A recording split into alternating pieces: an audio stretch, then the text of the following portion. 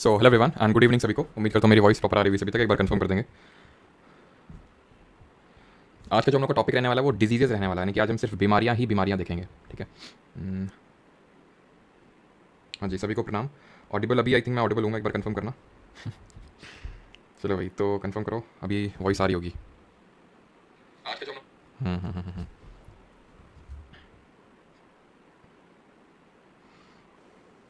चलो good evening सभी को। स्टार्ट करते हैं। ऑल प्रॉपर है सर? ठीक है, आ रही है। तो लेट क्यों होते हैं? कल बताया तो थे यार, तो मैं लेट का रीज़न है। चलो स्टार्ट करते हैं अभी डिजीज़ चैप्टर। ठीक है। अब डिजीजेज जो होती हैं ये होती क्या हैं? बीमारियां होती हैं। तो बीमारियां जो है मेनली इनको हम पहले क्लासीफाई करते हैं दो कैटेगरी में, एक एक्यूट और क्रॉनिक, जिसको बोलते हैं तीव्र और पुरानी बीमारी। ये बेसिस ऑफ क्लासिफिकेशन है, फिर बेसिस ऑफ डिवीजन है क्या यहाँ पे? किस बेसिस पे मैंने किसी डिजीज़ को एक्यूट और किसको क्रॉनिक बोला है? तो ये बेसिस है मेरा कि कितने समय तक आपको वो बीमारी ग्रसित करती है, यानी कि कितने समय तक आप उस बीमारी से ग्रसित रहते हैं, कितने टाइम तक वो आपको जो डिजीज़ है वो आपको इन्फेक्ट करती है, वो आपको इफेक्ट करती है। तो उस बेसिस पे मैंने इन डिजीज़ को दो कैटेगरी में डिवाइड कर सकता हूँ, एक को एक्यूट दैट इज तीव्र, और दूसरे को क्रॉनिक यानी कि पुरानी बीमारी का दर्जा दे सकता हूँ। जैसे फॉर एग्जांपल एक्यूट बीमारी में बोलूँगा तो जैसे आपका कॉमन कोल्ड हो गया, तो भाई जैसे खांसी जुकाम होता है, जैसे आप में से हो सकता है कुछ लोगों को हो, क्योंकि मौसम अभी जैसे चेंज हुआ है तो कुछ लोगों को हुआ होगा, फिर हो सकता है हो अभी। तो ऐसा तो है नहीं कि आज है और ये आपको मतलब पिछले 1 साल से है, 2 साल से बीमारी है, नहीं, 1 हफ्ते 2 हफ्ते मैक्सिमम ठीक हो जाता है। तो ये हो गई आपकी एक्यूट। ठीक है। आपको कोई फीवर हुआ है नॉर्मल, ठीक है, फीवर हुआ है, ये क्या है आपका एक्यूट डिजीज़ है। ऐसे तो है नहीं कि ना कि मतलब सदियों सदियों तक चल रही है डिजीज़। काफ़ी सारी हमारी डिजीज़ होती हैं, जैसे फॉर एग्जांपल टीबी जो होती है किसी किसी केस में वो एक्यूट होती है और किसी केस में क्रॉनिक बन जाती है। कई डिजीज़ होती हैं। अब जैसे क्रॉनिक क्या है, क्रॉनिक का जब मैं एग्जांपल दूंगा तो आपको समझ में आएगा क्रॉनिक डिजीज़ क्या है। जैसे कि फॉर एग्जांपल डायबिटीज़, ये ऐसा तो है नहीं 2-3 दिन में ठीक हो गई या 1 हफ्ते में ठीक हो गई, लंबे समय तक रहती है। अर्थराइटिस की जो प्रॉब्लम रहती है जोड़ों की, वो भी लोगों को काफ़ी टाइम तक रहती है, अर्थराइटिस की प्रॉब्लम। आपको एड्स का प्रॉब्लम हो गया, ठीक है, एक्वायर्ड इम्यूनो डिफिशियंसी सिंड्रोम जिसको बोलते हैं, पढ़ेंगे इसके बारे में कैसे क्या होता है। ठीक है। और आपका जैसे टीबी मैंने बताया, टीबी कभी किसी किसी केस में एक्यूट होता है, किसी किसी केस में वो क्रॉनिक भी हो जाता है। ठीक है। आपका एलिफेंटियासिस होता है, जिसको हाथी पाँव का डिजीज बोलते हैं, एलिफेंटियासिस। तो ये सब क्रॉनिक डिजीजेज होती हैं, यानी कि वो बीमारियां जो लंबे समय तक आपको ग्रसित रखती हैं। अब कोई टाइम पीरियड मेंशन नहीं है कहीं पे भी कि भाई इतने दिन रहेगी तो एक्यूट, और इससे एक भी दिन ज़्यादा हो गया तो क्रॉनिक हो जाएगी। बट नॉर्मली प्रेफर ये माना जाता है कि ठीक है 1 महीने से अंदर अगर आपका ठीक हो गया तो एक्यूट, और अगर आपको सालों तक कोई बीमारी है तो उसको हम क्रॉनिक डिजीज बोलेंगे। As simple as that. पुरानी बीमारियां जो धीरे धीरे धीरे विकसित होती हैं और लंबे समय तक रहती हैं वो क्रॉनिक होती हैं। जो एकदम से आती हैं एकदम से जाती हैं वो हमारी एक्यूट डिजीज में आती हैं। अब अगेन मैं डिजीज को दो कैटेगरी में डिवाइड कर रहा हूँ, कम्युनिकेबल एंड नॉन कम्युनिकेबल, संचारी और गैर संचारी रोग। ये मेरा बेसिस ऑफ क्लासिफिकेशन क्या है, किस बेसिस पे मैंने इसको डिवाइड करके किसी डिजीज को कम्युनिकेबल बोलूंगा, किस बेसिस पे किसी डिजीज को नॉन कम्युनिकेबल बोलूंगा, संचारी या गैर संचारी।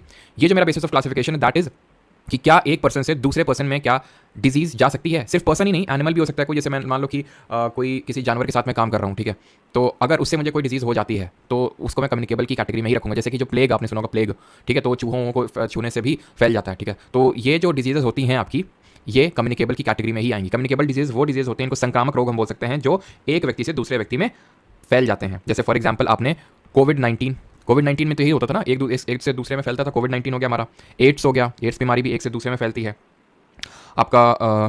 आपका स्मॉल पॉक्स हो गया, चिकन पॉक्स हो गया। तो जब आप एक दूसरे को ठीक है छूते हैं, जैसे फॉर एग्जांपल कॉमन कोल्ड हो गया, इन्फ्लुएंजा हो गया, अगर आपने किसी को छुआ या फिर छुआ नहीं तो मान लो किसी ने छींका ऐसे करके, और उसके जो ड्रॉपलेट्स हैं, किसी ने स्नीजिंग कफिंग किया, ड्रॉपलेट्स आप तक पहुंच गया। ठीक है। तो एक तरह से बोल सकते हैं कि कम्युनिकेबल डिजीजेज में आएंगे। नॉन कम्युनिकेबल का मतलब वो होता है कि वो आपसे दूसरे में नहीं जा सकते हैं, दूसरे से आप में नहीं आ सकते हैं। जैसे फॉर एग्जाम्पल अगर मैं बोलूँ तो डायबिटीज़, अब ऐसा तो है ना किसी आप डायबिटीज़ पर्सन के साथ मिलेंगे, उससे हाथ मिलाएंगे, उसके साथ खाना खाएंगे तो आपको भी डायबिटीज़ हो जाएगा।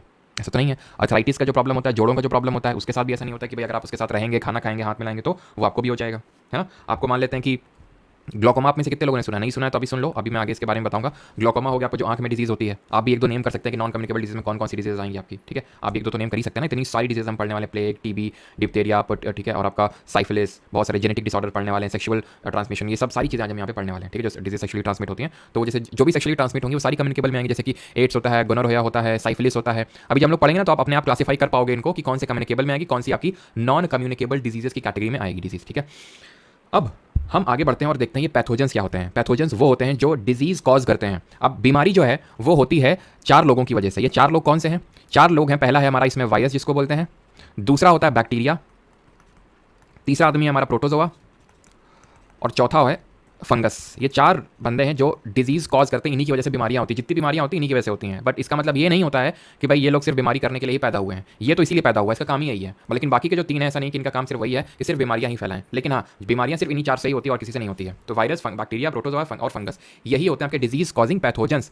अब हम इनको थोड़ा सा डिटेल में पढ़ेंगे, खासकर वायरस और बैक्टीरिया के बारे में। ये किस तरह के दिखते हैं, क्या शेप होता है, किस तरह से डिजीज कॉज करते हैं, तभी हमें थोड़ा सा समझ में आएंगी चीजें कि ये किस तरह से डिजीज को कॉज करते हैं। जैसे फॉर एग्जांपल मैं आपको एक अभी बेसिस ऑफ डिफरेंस बताऊं, जैसे कि अभी हम यहाँ पे वायरस और बैक्टीरिया के बीच में डिफरेंस देखेंगे तो इसमें मेन डिफरेंस, पहले तो चलो डिफरेंस यहाँ पे देख लेते हैं। पहले तो स्ट्रक्चर आप समझ लो इसका स्ट्रक्चर किस तरह से होता है। तो वायरस आप देख पा रहे होंगे, वायरस पता क्या होता है, वायरस में जेनेटिक मटेरियल होता है जो उसके अंदर भरा होता है और उसके अराउंड प्रोटीन की कवरिंग होती है।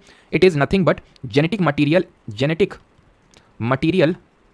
Encoded in a protein envelope. Protein envelope में ये एनकोडेड एक जेनेटिक मटीरियल है, और ये जो प्रोटीन एनवेलप है इसको बोलते हैं कैस्पिड। क्या बोलते हैं इसको? कैस्पिड बोलते हैं, जो प्रोटीन एनवेलप आपको दिख रहा है। अब ये जो जेनेटिक ये प्रोटीन आपका कैस्पिड है, ठीक है, प्रोटीन कैस्पिड। अब ये जो आपको जेनेटिक मटेरियल दिख रहा है, ठीक है, तो ये आपके एक सेकंड रुकिएगा, ठीक है। तो पहले हम यहाँ पे डिफरेंस समझ लेते हैं वायरस और बैक्टीरिया के बीच में, एक एक करके एक एक डिफरेंस यहाँ पे मैं लिखता हूँ, सो दैट एक एक करके हमें चीज़ें क्लियर हो जाएं वायरस और बैक्टीरिया में क्या अंतर होता है, ठीक है। तो जो बैक्टीरिया होता है ये यूनिसेलुलर नेचर होता है। यूनिसेलुलर का मतलब ये होता है ये एक सेल से बना होता है, इसमें कोई सेल नहीं होती है वायरस में। इसमें अगेन मैं फिर से उसी चीज़ को रिपीट करूंगा, जेनेटिक मटीरियल होता है जो कि डीएनए या फिर आरएनए का बना हो सकता है। डीएनए या फिर आरएनए, डीएनए प्लस आरएनए नहीं, डीएनए या फिर आरएनए का बना हो सकता है। डीएनए आरएनए मतलब डीऑक्सीराइबोन्यूक्लिक एसिड, और ये होता है राइबोन्यूक्लिक एसिड। या तो डीएनए का बना हो सकता है आरएनए का। अगर उस और क्या होगा दूसरी चीज़ कमेंट में बताइए जल्दी से, जो भी मैंने आपको बताया था। अगर आरएनए का बना हुआ है, अगर उसका जेनेटिक मटीरियल वायरस का आरएनए का बना हुआ है, तो ऐसे वायरस को रेट्रो वायरस कहा जाता है।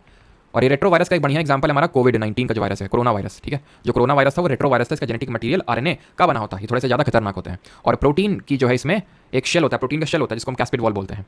यहाँ पे क्या इनमें सेल होती है, हमने देखा था ना बैक्टीरिया की सेल किसकी बनी होती है, देखो बैक्टीरियल सेल है ये, इसमें ये फ्लैगेलम है। हमने ये भी पढ़ा था कि जो बैक्टीरिया का फ्लैगेला होता है वो क्या होता है, वो उसको मोटिलिटी, दैट इज उसको मूवमेंट प्रोवाइड करता है, जो फ्लैगेलम होता है। एंड फ्लैगेलम का हमने 3 पार्ट्स भी पढ़े थे, फ्लैगेलम के 3 पार्ट्स भी पढ़े थे। वो 3 पार्ट्स क्या क्या थे? एक तो इस तरह से बेसल बॉडी थी, बेसल बॉडी में आपका इस तरह से फिलामेंट अटैच था, और बेसल बॉडी और फिलामेंट को जो कनेक्ट कर रहा था उसको बोले थे हुक। ये था हुक, ये थी बेसल बॉडी, ठीक है। और ये जो टेल लाइक स्ट्रक्चर था इसको बोलते थे फिलामेंट, ठीक है। तो ये आपको ऑर्डर पता होना चाहिए, इस पे खूब क्वेश्चन पूछे हैं एसएससी ने। तो ये बैक्टीरिया फ्लैगेला का स्ट्रक्चर हम लोगों ने पढ़ा था, जिसको मोटिलिटी प्रोवाइड करता है। ये बैक्टीरिया का सेल हमने पढ़ा था किसका बना होता है, इसका जो सेल वॉल होता है वो पेप्टिन या फिर पेप्टिडोग्लाइकन का बना होता है। इसमें कोई सेल नहीं होती है, ठीक है। अब जो बैक्टीरिया होता है वो आपका लिविंग इन नेचर होता है। बैक्टीरिया जो होता है वो आपका लिविंग इन नेचर होता है, जीवित होता है। ये नॉन लिविंग एंटिटी होती है। नॉन लिविंग का मतलब ये है कि जीवित नहीं होता, बट बैक्टीरिया लिविंग एंटिटी को हम डील करते हैं, लिविंग एंटिटी के तौर पे इसको डील करते हैं। आपने जब मैंने आपको वो पढ़ाया था प्लांट एंड एनिमल किंगडम, अगर आपको ध्यान हो तो हम लोगों ने ये चीज़ देखी थी, प्लांट एंड एनिमल किंगडम ना बोल के उसको मैंने बोला था diversity in living organism, because उसमें और हमने ये देखा था कि 1969 में किसने, कमेंट में बताएंगे किसने 5 किंगडम्स में बांटा था पूरे लिविंग वर्ल्ड को, पूरे लिविंग वर्ल्ड को। तो उसमें क्या पढ़े थे? Monera, protista, fungi, Plantae, Animalia, ठीक है। बैक्टीरिया के बारे में पढ़े थे कि नहीं पढ़े थे? पढ़े थे तो जरा बताओ किस किंगडम में पढ़े थे इसको। और क्या वायरस के बारे में वहाँ पढ़े थे? नहीं पढ़े थे, क्योंकि ये नॉन लिविंग होता है, लिविंग होता ही नहीं है, ठीक है। और बैक्टीरिया को जरा बताइए किस पर्टिकुलर किंगडम में पढ़े थे? यूनिसेलुलर, याद आ रहा है कुछ? सबसे पहले हमने क्लासिफाई किया था कि भाई यूनिसेलुलर कौन है, इस तरह से हमने क्लासिफाई किया था। तो ये था आपका मोनेरा में, मोनेरा जगत में आता है आपका यूनिसेलुलर होता है ना, ये नॉन लिविंग होता है आपका, जेनेटिक मटेरियल होता है और उसमें प्रोटीन की कवरिंग होती है। इतनी चीज़ यहाँ तक आई वो सभी को क्लियर होगी। अब इनके अगर हम बात करें, जैसे कि ये जो है खुद से डिवाइड कर लेता है, डिवाइड्स ऑन इट्स ओन, क्योंकि लिविंग है, लेकिन इसको चाहिए it needs a host cell. इसको होस्ट सेल चाहिए। होस्ट सेल का मतलब क्या है? इसको एक घर चाहिए। घर चाहिए का मतलब क्या है? जैसे फॉर एग्जांपल ये कोरोना वायरस है, वायरस मान लो टेबल में था ये, ठीक है, टेबल में पड़ा हुआ, ऐसे पड़ा हुआ अकेले, ठीक है, हम अकेले। जैसे ही ये बॉडी के अंदर आएगा, चाहे मेरी बॉडी, आपकी बॉडी, एनिमल की बॉडी, मतलब जानवरों की बॉडी में जाएगा, तो ये जाके, जैसे कोरोना वायरस था क्या कर रहा था, ये बॉडी में अंदर जा रहा था, लंग्स में चिपक रहा था, टारगेट मार रहा था लंग्स को, और वहीं पर रेप्लिकेट हो रहा था। रेप्लिकेट का मतलब मल्टीप्लाई हो रहा था, बहुत भयंकर तरीके से रेप्लिकेट हो रहा था, अनकंट्रोलेबल तरीके से रेप्लिकेट हो रहा था, क्योंकि उसने लंग की जो हमारी सेल्स थी उनको होस्ट सेल बना लिया। वो कोई भी वायरस उसको होस्ट सेल बनाना ही है किसी को, जब तक बाहर है तो मरा इंसान है, हमें तो कुछ पता ही नहीं है, ठीक है। जैसे किसी के अंदर आया, ले पागलों तो एकदम जीवित हो जाता है, जैसे नहीं मुर्दा उठ खड़ा हुआ, तो वैसा टाइप है वायरस के साथ। जैसे होस्ट सेल इसको मिली तो ऐसा ही है कि मुर्दा उठ खड़ा हुआ, ये रेप्लिकेट होना स्टार्ट कर देता है, लेकिन अपने आप से नहीं किया इसने, उसको होस्ट सेल की नीड थी। ये जो है खुद से डिवाइड, खुद से रेप्लिकेट करता है। यहाँ तक किसी कोई डाउट तो नहीं, एक बार कमेंट्स में चेक कर लेता हूँ। बिल्कुल, आरती ठाकुर ने बिल्कुल सही बताया, पैरासाइट की तरह वर्क करता है। तो जो हमारा ये होता है वायरस, ये आप इसको पैरासाइट बोल सकते हैं, ठीक है, पैरासाइट। ये भाई साहब बैक्टीरिया भी पैरासाइट की तरह बिहेव करते हैं, लेकिन ये सैप्रोफाइट भी की तरह भी बिहेव करते हैं। सैप्रोफाइट, पैरासाइट वो होता है जिसको एक होस्ट चाहिए कि भाई किसी, जैसे नहीं उनको बोलते हैं परजीवी, पैरासाइट का मतलब परजीवी, कि दूसरों पे आश्रित हैं जीने के लिए, उनको बोलते हैं परजीवी पैरासाइट, ठीक है। सैप्रोफाइट वो होते हैं, मैंने आपको बताया था, जो सड़ रही हुई चीज़ों में अपना खाना ढूंढते हैं। सैप्रोफाइट्स डेड और डिकेइंग मैटर में अपना खाना ढूंढते हैं, दैट आर बैक्टीरिया, मतलब दैट आर सैप्रोफाइट, जो कि हमारे बैक्टीरिया होते हैं, ठीक है। क्लियर इतनी चीज़। अब इनके थोड़े से स्ट्रक्चर को समझते हैं हम। जो वायरस होता है ये हमें कुछ इन शेप्स में मिलता है, एडिनो, ये आपका पॉलीहेड्रल, स्फेरिकल, हेलिकल, कॉम्प्लेक्स, ठीक है। तो ये हमारे डिफरेंट स्ट्रक्चर्स देखने को मिलते हैं वायरस के, उतना इंपॉर्टेंट नहीं जितना कि बैक्टीरिया के स्ट्रक्चर्स इंपॉर्टेंट। इस पे क्वेश्चन आ चुका है सीजल 2022 में कि कौन सा इसमें से 3 तरह का होता है, 3 शेप का होता है, तो कौन सा शेप नहीं होता, इस तरह से क्वेश्चन पूछा था। तो स्फेरिकल होता है, गोल गोल रॉड लाइक होता है, इनको अलग से नाम दिए गए हैं। जैसे कि जो स्फेरिकल होता है इसको नाम दिया गया है क्या, कोकस। हम पढ़ेंगे कि जो मुहासे होते हैं, ये एक्ने होते हैं, वो स्टेफिलोकोकस एक बैक्टीरिया होता है, तो वो इसी स्फेरिकल शेप का होता है, कोकस इसको बोलते हैं। रॉड लाइक जो होता है उसको बोलते हैं बैसिलस, ठीक है, इसको बोलते हैं बैसिलस। और जो स्पाइरल शेप का होता है उसको बोलते हैं स्पाइरिलियम।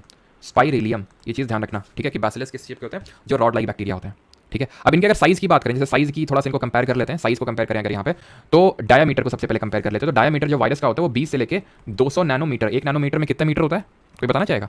10⁻⁹ मीटर होता है। तो ये 20 से लेके 200 नैनोमीटर का इनका डायमीटर होता है। वहीं अगर मैं जब बैक्टीरिया की डायमीटर की बात करता हूँ तो ये बड़ा होता है साइज में इनके कंपैरिजन में, वो होता है 0.5 माइक्रोमीटर। अब ये बड़ा इस सेंस में क्योंकि 1 माइक्रोमीटर का मतलब होता है 10⁻⁻6 मीटर, ठीक है। तो ऑब्वियस सी बात है 10⁻�6 बड़ा नंबर है एज कंपेयर टू 10⁻⁹, है ना। और अगर इनकी लेंथ की बात करें, यहाँ पे आपको सिर्फ बैक्टीरिया की लेंथ याद रखनी है, दैट इज रफली 2 माइक्रोमीटर की इसकी लेंथ होती है बैक्टीरिया की।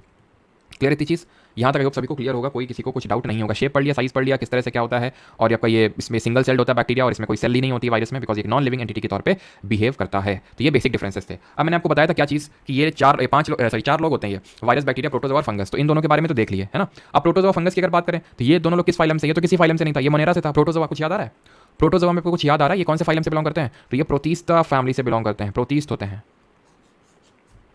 प्रोटिस्ट होते हैं। इनमें भी अगर इनमें बात करें जो प्रोटिस्ट होते हैं क्या होते हैं, ये भी आपके यूजुअली मल्टीसेलुलर आपको देखने को मिलते हैं। और इसके एग्जांपल अगर मैं कोट करूं जैसे प्रोटोजोआ के, तो अभी आप बीमारी देख ही लेंगे वैसे तो, जैसे प्लाज्मोडियम हमारा प्रोटोजोआ होता है, यूग्लेना हमारा प्रोटोजोआ होता है, ठीक है, और पैरामीशियम हमारा प्रोटोजोआ होता है। तो वो हमने पहले ही देख रखे थे प्लांट एनिमल किंगडम वाले चैप्टर में, फिर से भी देखेंगे कुछ। और फंगस का तो अपना खुद का किंगडम ही है, फाइलम वो छोड़ो, इसका खुद का ही मतलब किंगडम है फंगस नाम से जिसको बोलते हैं, जिसकी सेल वॉल किसकी बनी होती है? कॉम्प्लेक्स सुगर काइटिन की बनी होती है। तो हम वो भी देखेंगे कौन सी डिजीजेज होती हैं। अब हम वही देखने जा रहे हैं कि वायरस की वजह से कौन सी होती है, बैक्टीरिया की वजह से कौन सी डिजीज होती है, प्रोटोजोआ की वजह से कौन सी होती हैं, और फंगस यानी कि कवक की वजह से कौन सी बीमारियां होती हैं, ठीक है। तो वायरस सबसे छोटा है, बैक्टीरिया से बड़ा है, और बैक्टीरिया की अगर बात करें तो बहुत प्रेवलेंट है। बैक्टीरिया की अगर बात करें, जैसे वायरस होते हैं इनका कोई यूज नहीं है, कहीं पे भी यूज नहीं आते हैं, ये वायरस को यहाँ पे बनाने, यहाँ पे यूज में ले रहे हैं। बैक्टीरिया जो होते हैं हमारे, ये यूजफुल भी होते हैं, जैसे हमारे गट में, यानी कि हमारा जो एक तरह से स्मॉल इंटेस्टाइन स्टमक है, यहाँ पे अच्छे बैक्टीरिया रहते हैं। जैसे हमारा जो कर्ड होता है, दही होता है, उसमें अच्छे बैक्टीरिया होते हैं जो हमारे डाइजेशन को इंप्रूव करते हैं। तो गुड बैक्टीरिया भी होते हैं, बैड बैक्टीरिया भी होते हैं, ये चीज़ आपको पता होनी चाहिए। फंगस भी काम में आते हैं, हमने पढ़ा था कौन कौन से फंगस काम में आते हैं। तो फंगस से ही आपकी जो एंटीबायोटिक है पेनिसिलिन, ठीक है, वो पेनिसिलियम नाम के फंगस से बनती है आपकी, ठीक है। फंगस को ही हम यूज़ करते हैं और कहाँ पे? फंगस को अगर आपको याद आ रहा हो तो हम इसको और कहाँ पे यूज़ करते हैं फंगस को? हमारा जो मशरूम होता है वो फंगस का ही एक प्रकार होता है। तो मशरूम जो होता है इसको हम खाते हैं, तो वो फंगस ही एक तरह से, वायरस का कोई यूज़ केस नहीं है, ठीक। अब हम यहाँ पे ये चीज़ देखते हैं कि जैसे बैक्टीरिया को, अगर हमें जो बैक्टीरियल डिजीज होती है, बैक्टीरिया की वजह से अगर हमें कोई डिजीज होती है, तो उसको ट्रीट करने के लिए हम एंटीबायोटिक्स का यूज़ कर लेते हैं, ठीक है, एंटीबायोटिक्स हम यूज़ कर लेते हैं। बट वायरस के खिलाफ एंटीबायोटिक्स ये काम नहीं करती है। तो हमारा अगला क्वेश्चन वही है, और उसके बाद हम डिजीजेज देखेंगे जो वायरस की वजह से होती है, बैक्टीरिया की वजह से होती है, और फंगस की वजह से और प्रोटोजोआ की वजह से, ठीक है। फिर उसके बाद हम देखेंगे कौन सी डिजीज सेक्सुअली ट्रांसमिट होती है, कौन सी आपकी जेनेटिक डिसऑर्डर्स होते हैं। तो why antibiotics doesn't work against the viral diseases. अब सबसे पहली बात तो एंटीबायोटिक्स, सबसे पहली एंटीबायोटिक्स जो आपकी बनी थी दैट वाज पेनिसिलिन, जो पेनिसिलियम नाम के फंगस से बनी थी, ठीक। इसको किसने बनाया था? अलेक्जेंडर फ्लेमिंग जी ने इसको सबसे पहले बनाया था। अब ये वायरल डिजीज के अगेंस्ट क्यों नहीं काम करती हैं? क्योंकि पेनिसिलिन ये एंटीबायोटिक्स करती क्या है कि बैक्टीरिया लोग सेल वॉल बनाने लगते हैं। जैसे अंदर पहुंचेंगे, मान लो हार्मफुल बैक्टीरिया, ये लोग सेल वॉल बना, और बैक्टीरिया जैसे होता है हर जगह है, आप कहीं बैठे हैं ना, वहाँ मतलब ये समझ लो आपके अराउंड ही कम से कम आप ऐसे समझ लो कि लाखों में बैक्टीरिया होंगे। अगर आपको भी इंक्लूड कर लें तो मतलब आपको इंक्लूड कर लें तो फिर आई थिंक शायद मिलियन में हो सकता है पहुंच जाएंगे बैक्टीरिया। मतलब हर जगह बैक्टीरिया से समझ लो, बैक्टीरिया जगह जगह में, गुड बैक्टीरिया भी होते हैं, बैड बैक्टीरिया भी होते हैं, न्यूट्रल भी होते हैं, जिनका कुछ मतलब नहीं है, ठीक है। मतलब इतने बैक्टीरिया होते हैं, ये एक्चुअल में ट्रू है, कितने बैक्टीरिया हैं इस अर्थ पे अगर सब, क्योंकि और सबसे पहले जो लाइफ फॉर्म आई थी अर्थ पे, सबसे पहले लाइफ फॉर्म जो आई थी, सबसे पहले ह्यूमंस नहीं आए थे कि टपक गए फिर अंडा और मुर्गी, वो सब नहीं आए थे, सबसे पहले बैक्टीरिया आए थे। इतने बैक्टीरिया हैं कि अगर हमें मिला लिया जाए तो प्लांट और एनिमल के वेट को भी आउट परफॉर्म कर देंगे वो। अगर उनके वेट को कैलकुलेट कर लिया जाए सारे बैक्टीरिया को, तो वो प्लांट और सारे एनिमल के वेट से भी ज़्यादा निकल के आएगा। तो यहाँ पे एंटीबायोटिक्स इसलिए वर्क नहीं करती वायरल डिजीज के अगेंस्ट, क्योंकि ये लोग जब बैक्टीरिया लोग आते हैं तो ये सेल वॉल का फॉर्मेशन करते हैं, इस तरह सेल वॉल का फॉर्मेशन करते हैं। एंटीबायोटिक्स करने नहीं देता है। अब तुम वायरल डिजीज हो गई, तुम एंटीबायोटिक्स ले रहे हो, एंटीबायोटिक बोला हम तुमको सेल वॉल फॉर्मेशन करने नहीं देंगे, वायरल बोलता हम करते ही नहीं, ले मोई कर दिया उसने तो, ठीक है, एंटीबायोटिक्स के साथ। जैसे नहीं वो गैंग्स ऑफ वासेपुर फिल्म उसमें बोलता है कि बेटे वो हमारा रणधीर, कौन क्या नाम, रणधीर सिंह नाम होता है उसका, तो जो है ना, जो बोलते हैं कि हिंदुस्तान कि सिनेमा नहीं था, ऐसा कुछ है ना, कि हिंदुस्तान का सिनेमा ऐसा करके कुछ बंदा डायलॉग बोलता है, क्या याद नहीं आ रहा मुझे, कि हाँ कि हिंदुस्तान का आदमी तब तक डैश बनता रहेगा जब तक हिंदुस्तान में सिनेमा है ना। तो रणधीर सिंह इसका नाम था आई थिंक। तो बोलता है एक छोटा सा बच्चा होता है कि तुम्हारे जीवन का मकसद क्या है, तो बोलता है कि कोई होता है खान करके, तो उसकी हत्या, तो बोलता है लेकिन वो तो मर गया तो वही होता है कुछ एंटीबायोटिक्स और वायरल के साथ, कि भाई एंटीबायोटिक्स आता है, बोलता है हम तुमको फैलने नहीं देंगे, तो वायरस पूछता है क्यों नहीं फैलने दोगे, तो बोलता है कि भाई तुमको सेल वॉल नहीं बनाने देंगे, बोलता है लेकिन हमारे में तो सेल होती ही नहीं तो इसीलिए जो एंटीबायोटिक्स वायरल डिजीज के अगेंस्ट वर्क नहीं करता है। अब हम आएंगे देखेंगे कि कौन कौन सी diseases are caused by the virus, कौन सी डिजीज होती हैं जो हमारी वायरस की वजह से होती हैं, ठीक है। इसको याद करने की ट्रिक है, ट्रिक पहले देख लेते हैं फिर एक एक करके समझ लेंगे। जैसे इसकी ट्रिक होती है, डॉक्टर मिश्रा जी हैं हमारे, ठीक है, डॉक्टर मिश्रा जी हैं, कहाँ के, ये एमपी से हैं लेकिन ये बेस्ट हैं, ठीक है, डॉक्टर मिश्रा बेस्ट हैं हमारे, एमपी वाले हैं ये, ठीक है, बेस्ट है एमपी वाले। अब यहाँ पे डिजीजेस देख लेते हैं कि यहाँ पे मतलब क्या है। तो डॉक्टर से आपका डेंगू या फिर डेंगी जो भी आप प्रोनाउंस करो, ठीक है। और अभी कौन सी हमारी 2 कंट्रीज़ थी जहाँ पे इमरजेंसी, हेल्थ इमरजेंसी डिक्लेयर हो गई थी, ड्यू टू डेंगी। चलो एक का नाम मैं बताता हूँ, दोनों ही साउथ अमेरिकन और एक का बताएंगे। एक तो है आपकी ब्राज़ील, दूसरी कौन सी है? दोनों ही साउथ अमेरिकन कंट्रीज़ है, ठीक है। यहाँ पे हेल्थ इमरजेंसी डिक्लेयर हो गई थी। और एम से है आपका मीजल, जिसको खसरा बोलते हैं हिंदी में, ठीक है। इसको हिंदी में डेंगी बोलते हैं। आई की अगर बात करें तो इसको इन्फ्लुएंजा बोलते हैं, ठीक है, इन्फ्लुएंजा बोलते हैं। एस से अगर बात करें तो एस से है आपका स्वाइन फ्लू। क्या है एस से? एस से स्वाइन फ्लू। और ये पता है किस वायरस से होता है, ये भी पूछ लेता है किसी को पता है? ये H1N1 वायरस होता है, H1N1 वायरस से होता है। एच से अगर बात करें तो हेपेटाइटिस, ठीक है, हेपेटाइटिस। अभी इनमें से एक दो तीन डिजीज को निकालेंगे, से डेंगी को निकालेंगे, हेपेटाइटिस को निकालेंगे, जिससे कुछ और भी एक्सटेंडेड क्वेश्चन बन जाते हैं कि डेंगी के लिए मच्छर कौन सा रिस्पॉन्सिबल होता है, हेपेटाइटिस कितने तरह का होता है, क्यों होता है, कहाँ होता है, कौन से ऑर्गन को अफेक्ट करता है, इस तरह के जो क्वेश्चन बनते हैं। आर से होता है आपका रेबीज, ठीक है। ए से होगा आपका यहाँ पे एड्स के बारे में भी देखेंगे। बी से होगा आपका बर्ड फ्लू, बी से होगा आपका बर्ड फ्लू। और ये किस वायरस की वजह से होता है? जैसे स्वाइन फ्लू होता है H1N1 की वजह से, ये होता है आपका H5N1 की वजह से, ठीक है। ई से होता है आपका एंसाइटिटिस। एस से होता है आपका यहाँ पे स्मॉल पॉक्स, ठीक है। टी से यहाँ पे कुछ नहीं है, टेटनस और टाइफाइड मत कर लेना, वो बैक्टीरियल डिजीज होती हैं आपकी, बैक्टीरिया की वजह से होती हैं। और हिंदी में इसको बोलते हैं विषाणु, और बैक्टीरिया को बोलते हैं जीवाणु, है ना। ये तो बोलते हैं वायरस को विषाणु बोलते हैं, उसको जीवाणु बोलते हैं, ठीक है। एम से हो जाएगा आपका मम्स, जिसको गलसुआ बोलते हैं, गाल आपके सूज जाते हैं, ठीक है, गाल सूज जाते हैं इसमें। और पी से हो जाएगा आपका पोलियो। अब थोड़ा सा एक एक करके चीज़ों के बारे में देख लेते हैं। जैसे सबसे पहले अगर हम बात करें डेंगी की, तो डेंगी एक वायरस की वजह से होने वाली डिजीज़ है, लेकिन वायरस खुद तो चल के जाएगा नहीं। और डेंगी का वायरस ऐसा नहीं होता कि हमने खांसी करी, छींक मारा तो दूसरे के पास पहुंच गया, उसके पास खुद के पैर तो है नहीं जो दूसरे के पास पहुंच जाएगा। तो फिर ये इसका मेथड ऑफ ट्रांसमिशन क्या है? तो एक मच्छर है जिसको बोलते हैं फीमेल एडीज एजिप्टी मस्कीटो। ये बोलेगा कोई टेंशन की बात नहीं, हम हैं तो क्या गम है। अभी हम आते हैं इन्फेक्टेड पर्सन का खून लेते हैं और चढ़ा देते हैं किसी दूसरे पे, नॉन इन्फेक्टेड पर्सन पे, और उसको भी डेंगी का मजा दे देते हैं। तो इस तरह का इनका काम है फीमेल एडीज एजिप्टी मस्कीटो का। ये जो फीमेल है, और हमेशा जो भी मस्कीटो आपका डिजीज या फिर पैथोजन को ट्रांसमिट करता है एक बॉडी से दूसरे बॉडी में, हमेशा फीमेल ही होगा। टेंशन की कोई बात नहीं, मेल नहीं होता, वो फीमेल ही होता है। मेल जो होते हैं वो गंदगी में मुंह मारते हैं ठीक है। और ये जो होते हैं खून चूसते हैं। तो फीमेल एडीज एजिप्टी मस्कीटो, ये डेंगी का एक क्या है? देखो पैथोजन तो वायरस है, लेकिन वायरस कुछ खुद तो चल के जाएगा नहीं, ये हेल्प करेगा उसको एक से नॉन इन्फेक्टेड से इन्फेक्टेड से नॉन इन्फेक्टेड में जाने में, ठीक है। खून लिया, खून को स्टोर किया, वही खून को ट्रांसफर, मतलब फिर से खून को उसी से लेगा, तो वो जो है ब्लड जो है एक्सचेंज हो जाएगा वो, ठीक है। डेंगी हो गया। और कौन से किसको देखना है? मीजल्स नहीं देखना है, इन्फ्लुएंजा नहीं, हेपेटाइटिस को थोड़ा सा देखते हैं, ठीक है। हेपेटाइटिस अब तुमने सुना होगा, hepatitis A B C D E F G ऐसे करके, ठीक है। तो जो हेपेटाइटिस होता है ना, A B C इस तरह के इसके टाइप्स होते हैं। तो ये सबसे पहले बात तो लिवर को अफेक्ट करता है। जो लोग बहुत पीते हैं ना, जरूरी नहीं कि जो लोग बहुत पीते हैं उन्हीं को हो, किसी और कारणवश भी हो सकता है, बट मेनली जो लोग पीते हैं ज़्यादा, ठीक है, तो उन लोगों को डिजीज देखने को मिलती है जिसको बोलते हैं हेपेटाइटिस। ये किसको अफेक्ट करता है? कौन से ऑर्गन को? ये हमारे लिवर, इसको ग्लैंड को अफेक्ट करता है, लिवर को अफेक्ट करता है। अब ये इसलिए भी थोड़ा इंपॉर्टेंट हो गया बिकॉज इंडिया ने अभी सबसे पहली एक इंडिजिनसली मेड हेपेटाइटिस बी की वैक्सीन बनाई। अब हेपेटाइटिस ना अलग अलग तरह का होता है, A B C, ये अलग अलग तरह का होता क्यों है और इसका मतलब क्या होता है? तो ए वो होता है जो फूड के थ्रू ट्रांसमिट होता है, बी वो होता है जो सेक्सुअल कॉन्टैक्ट के थ्रू बॉडीली फ्लूइड से ट्रांसफर होता है। बॉडीली फ्लूइड में आपका जैसे कि ब्लड हो गया या फिर सेक्सुअल कॉन्टैक्ट के थ्रू जो हमने पढ़ा था, है ना, जो ट्रांसमिट होता है, तो वो आपका जो होता है वो हेपेटाइटिस बी होता है, जो सीमेन जिसको हम बोलते हैं। तो वो अगर ट्रांसफर हो गया that is called as hepatitis B. यानी कि इसको हम किस तरह की डिजीज बोल सकते हैं? कम्युनिकेबल डिजीज बोल सकते हैं, राइट। तो और ये जो हमने वैक्सीन जो अभी इंडिजिनसली डेवलप करी है हैवी श्योर के लिए, दैट इज हेपेटाइटिस के लिए, that is heavy sure. Clear इतनी चीज़ कौन सा ग्लैंड अफेक्ट होता है, वो सारी चीज़ें। अब आ जाते हैं जैसे रेबीज जो होता है ना, रेबीज, तो इसमें एक पर्टिकुलर सिम्टम डेवलप कर लेता है आदमी, and that is called as hydrophobia. पानी से डर लगने लगता है, बहुत भयंकर पानी से डर लगता है, ठीक है, रेबीज में। मतलब पानी दिखाते वो आदमी पागल हो जाता है, ऐसा टाइप डर बैठता है पानी से।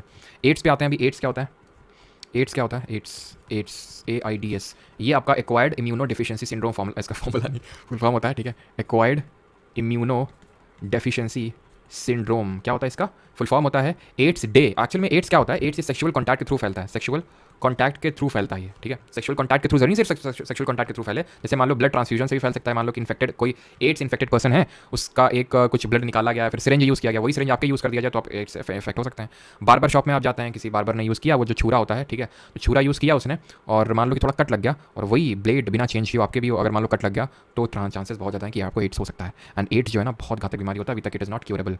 मतलब कि इसको प्रिवेंट किया जा सकता है कुछ टाइम के लिए, but it is not yet curable completely. अभी तक इस तरह का कुछ डेवलप नहीं हुआ है कि एड्स को पूरी तरह से खत्म किया जा सके जड़ से। एक्चुअली होता क्या भी बताता हूँ चलो। तो ब्लड ट्रांसफ्यूजन के थ्रू भी फैल सकता है, ठीक है, सेक्सुअल कॉन्टैक्ट, ब्लड ट्रांसफ्यूजन, इसके थ्रू फैल सकता है। अब जो एड्स होता है ये एक वायरस होता है जिसको बोलते हैं HIV वायरस, ठीक है, HIV, human immuno deficiency virus, human immuno deficiency virus. अब ये एक्चुअल में होता ये इसलिए है बिकॉज जो HIV होता है ना, ये इम्यून सिस्टम को बहुत अफेक्ट कर देता है, इम्यून सिस्टम को एकदम वीक कर देता है। अब क्योंकि इम्यून सिस्टम को इसने इतना ज़्यादा वीक कर दिया, तो इम्यून सिस्टम हमारा जो डिजीजेस से लड़ने के लिए बना हुआ है वो लड़ नहीं पाएगा। जरा सा खांसी जुकाम हुआ, बुखार हुआ, बहुत भयंकर तरीके से अफेक्ट करता है। तो एक्चुअल में इसका कोई डायरेक्ट इंपैक्ट नहीं है, ये इनडायरेक्टली अफेक्ट करता है। इसने इम्यून सिस्टम को इतना वीक कर दिया कि कोई भी जरा सी छोटी मोटी डिजीज हुई कि जो है बहुत फेटल हो जाती है वो डिजीज, और इसी वजह से लोगों की डेथ भी हो जाती है। मतलब थोड़ा अब क्योर करते रहते बट कुछ टाइम में डेथ हो जाती है इससे, ठीक है। तो पूरी तरह भी मतलब क्योरेबल नहीं है डिजीज़ अनफॉर्चुनेटली। एड्स की अगर बात करें तो एड्स में और क्या है कि इसमें टेस्ट होता है जो पता लगाता है एड्स का, and that is ELISA test. ELISA test होता है जिसका पता लगाता है कि किसी को एड्स है या फिर नहीं है। और ये जो एलिसा टेस्ट है, अगर इसमें पॉजिटिव आता है तो दैट मीन्स कि है, और नहीं तो, और इसका फुल फॉर्म अगर पूछ ले और नेगेटिव आता है तो उसका मतलब ये होता है कि एचआईवी मतलब एड्स नहीं है। इसका फुल फॉर्म होता है एंजाइम लिंक्ड इम्यूनोसॉर्बेंट एसे। एंजाइम लिंक्ड इम्यूनोसॉर्बेंट एसे इसका फुल फॉर्म होता है। फुल फॉर्म इतना ज़्यादा ऐसा कुछ बहुत ज़्यादा इंपॉर्टेंट नहीं है। 1 दिसंबर को हम सेलिब्रेट करते हैं एज एड्स डे। किसी को यहाँ तक कोई प्रॉब्लम तो नहीं है? एक दो मैं और आपको बता देता हूँ, उसके बाद हम आगे आप डाउट पूछ लेना। अभी नहीं, अभी मत पूछना, अभी एक दो और देख लेते हैं। एड्स हो गया, बर्ड फ्लू नहीं देखना है, स्मॉल पॉक्स, मम्स और पोलियो थोड़ा सा देख लेते हैं। तो जैसे मम्स होता है ना, इसको गलसुआ बोलते हैं हिंदी में। गाल सूज जाते हैं आपके, जो गाल होते हैं ना आपके, गाल सूज जाते हैं। क्यों? क्योंकि ये इफेक्ट करता है सेलिवरी ग्लैंड्स को। वही सेलिवरी ग्लैंड जो हमारे सेलिवरी एमाइलेज को निकालते हैं, जो हमारे कॉम्प्लेक्स कार्बोहाइड्रेट को सिंपल में ब्रेक करता है, उन्हीं को इफेक्ट करता है ये। और एक क्या था, पोलियो। पोलियो जो होता है हमारा, ये इफेक्ट करता है नर्वस सिस्टम को। ये इफेक्ट करता है नर्वस सिस्टम को, यानी ब्रेन हो गया, स्पाइनल कॉर्ड हो गया, इनको इफेक्ट करता है पोलियो। पोलियो कौन से वायरस की वजह से होता है? ये होता है आपका पोलियो माइलिटिस करके वायरस होता है, इसकी वजह से डिजीज होती है। अब होता क्या ना, पोलियो इंडिया से इराडिकेट हो चुका है। पोलियो इंडिया से टोटली इराडिकेट हो चुका है 2023 में। पिछले साल ही जनवरी में घोषित किया गया था पोलियो मुक्त भारत इंडिया को। इराडिकेट हो चुका है ये, क्योंकि पिछले कई सालों से यहाँ पे पोलियो का केस देखने को नहीं मिला है। लेकिन पूरे वर्ल्ड से भी एलिमिनेट नहीं हुआ है, अभी भी प्रेवलेंट है, लेकिन काफ़ी हद तक ड्रास्टिकली डिक्रीज हो चुका है ये। ठीक है, नर्वस सिस्टम में होने का होता है, जैसे कि आपने देखा होगा कि भाई पहले तो आपने देखा ही होगा किसी न किसी को, ठीक है, अभी भी हैं लोग काफ़ी, जैसे मान लो थोड़ा सा पैरालाइज हो जाता है ना, हाथ काम नहीं करता, पैर काम नहीं करता अनफॉर्चुनेटली, तो पोलियो ड्रॉप्स नहीं मिलती थी उन लोगों को। तो पोलियो ड्रॉप्स अगर भी मिल जाती हैं तो कोई ऐसा डिजीज़ नहीं होती है ऐसी वैसे। ठीक है, तो ये चीज़ें होती हैं जो आपको पता होनी चाहिए। ठीक है, अभी किसी को कोई डाउट तो नहीं है। देन हम bacterial and then fungal and protozoa की तरफ बढ़ते हैं। पोलियो केजरीवाल को क्यों हो गया? किसने बोला भाई पोलियो केजरीवाल को हो गया? केजरीवाल जी को आप एकदम आँख बंद करिए, ठीक है, आसपास महसूस करिए, उनकी वाइब्स को फील करिए, समझ रहे हैं आप?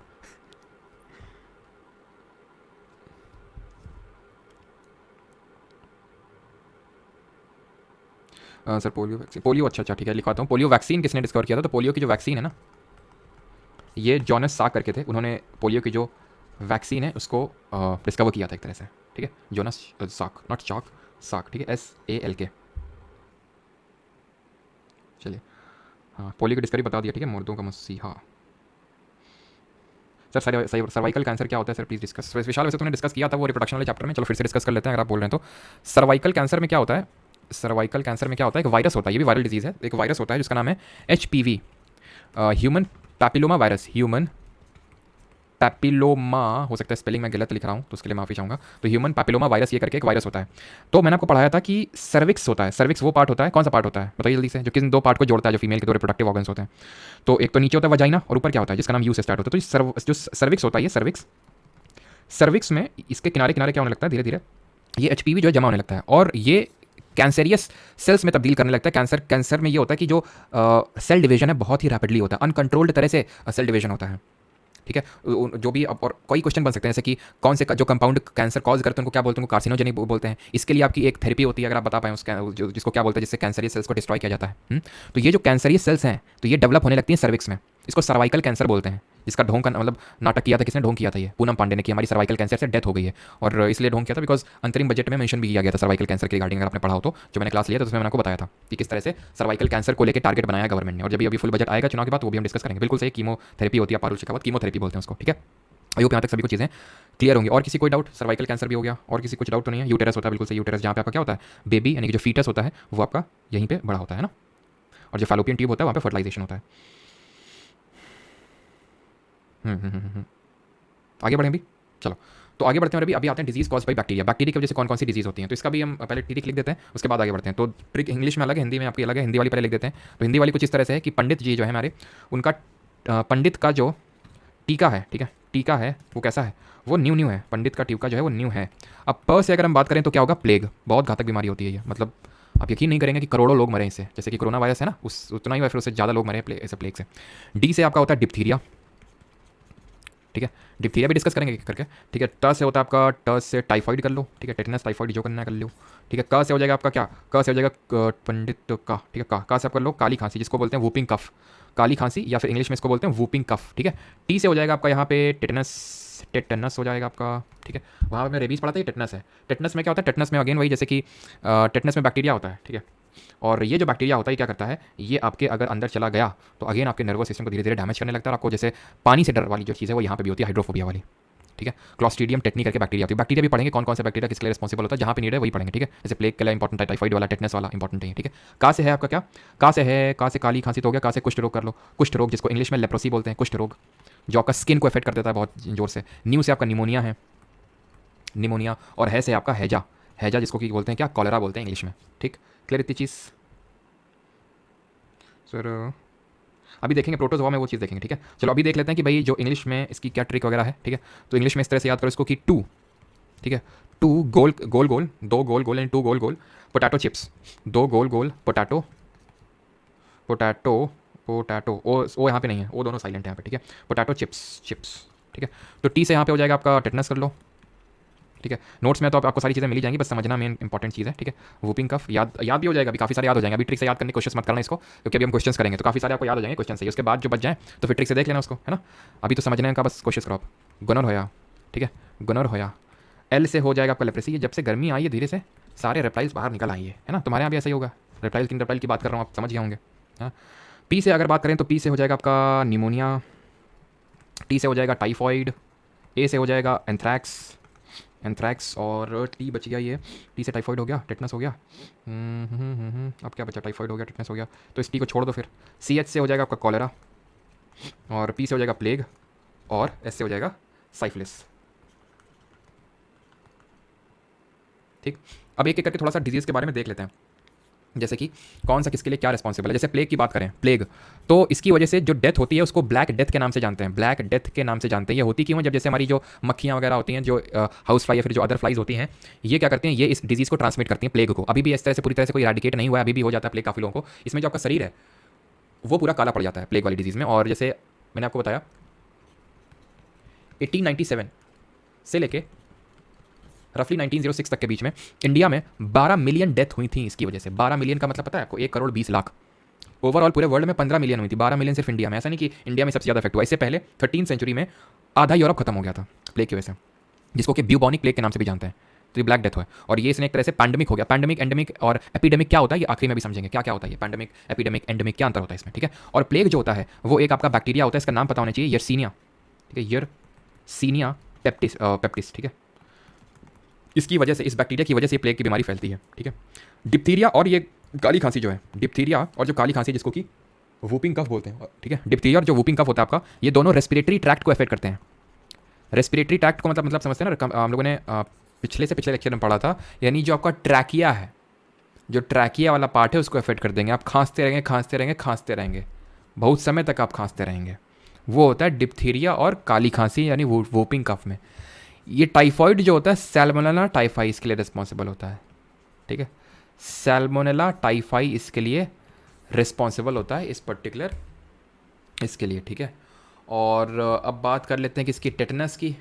तो टेटनस भी आपका वही होता है, और ये इसके आपके इंजेक्शंस लगते हैं, जैसे पोलियो में नहीं, पोलियो की ड्रॉप पिलाई जाती हैं सो दैट ना हो, ऐसी टेटनस का भी लगता है बचपन में, लेकिन वो ऐसा नहीं कि लाइफ लॉन्ग रहता है। ये एडवाइस किया जाता है कि टेटनस का आप इंजेक्शन जो है, बूस्टर डोज आते हैं इसके, टेटनस के आते हैं, और आई थिंक डिप्थीरिया का आता है, और एक और डिजीज़ होती है, उन तीनों को एक साथ लगता है, बूस्टर डोज लगता है हर 10 साल में, उसको बोलते हैं लगवाते रहना चाहिए, उससे टेटनस नहीं होता। जैसे टेटनस अगर हो गया ना तो इतनी डेडली डिजीज़ होती हैं सारी, टेटनस वगैरह हालत ख़राब कर देंगी, और आपका मतलब डेथ तक हो सकती है इसकी वजह से।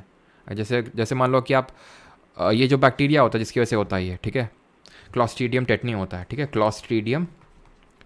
क्लॉस्ट्रीडियम टेटनी होता है इसका जो बैक्टीरिया होता है। अगर ये अंदर चला गया, जैसे तुम मान लो काम कर रहे हो तुम, ठीक है, तुम्हारा मन है कि आज खेती करते हैं चल के, तो उस सॉइल में बहुत प्रेजेंट होता है। अगर कहीं भी तुम्हारा कटा फटा है कुछ हाथ वगैरह, तो वहाँ से घुस जाएंगे और तुमको फिर जो है ऐसी तैसी कर देंगे तुम्हारी। तो बहुत ध्यान रखना होता है, तो बूस्टर डोज लगवाते रहना चाहिए। अब तुम बोलोगे कि सर आपने लगवाया कि नहीं लगवाया, इतना ज्ञान दे रहे हो, तो हमने भी नहीं लगवाया है, लेकिन अब लगवा लेंगे। ठीक है कुष्ठ रोग की अगर बात करें तो इसको बोलते हैं लेप्रेसी। ये आपका कुष्ठ रोग स्किन को अफेक्ट कर देता है। ठीक है, किसको अफेक्ट करता है, लेप्रेसी स्किन को अफेक्ट करता है। ठीक है, और इसको ध्यान रखना, लेप्रेसी को हैंसन डिजीज़ के नाम से भी जाना जाता है। जो कुष्ठ रोग होता है, लेप्रेसी होता है, इसको हम हैंसन्स डिजीज़ के नाम से जानते हैं, हैंसन्स डिजीज़ के नाम से जानते हैं। और जो अब एक और क्या था, कॉलरा था ना, कॉलरा था, हैजा जिसको बोल रहे हैं। ठीक है, तो जो आपका कॉलरा होता है, विब्रियो कॉलरे करके बैक्टीरिया होता है, उसकी वजह से होता है ये विब्रियो कॉलरे, और मोस्टली एक वाटर बॉर्न डिजीज़ है। वाटर बॉर्न डिजीज़ का मतलब है कि जो वाटर से फैल रही है, इसलिए इसको बोल रहे हैं वाटर बॉर्न डिजीज़। वैसे फूड वगैरह से भी फैल जाती है, लेकिन वाटर इसका मेन एक ट्रांसमिशन का एक ज़रिया है, वाटर बॉर्न डिजीज़ है। एंड कॉलरा को हम ब्लू डेथ के नाम से भी जानते हैं, बिकॉज इसमें जो बॉडी है वो ब्लू पड़ जाती है, नीली पड़ जाती है, इसको हम इसीलिए ब्लू डेथ के नाम से भी जानते हैं, ठीक है। और कौन सी डिजीज़ थी यहाँ पे, और कोई तो नहीं छूट रही है।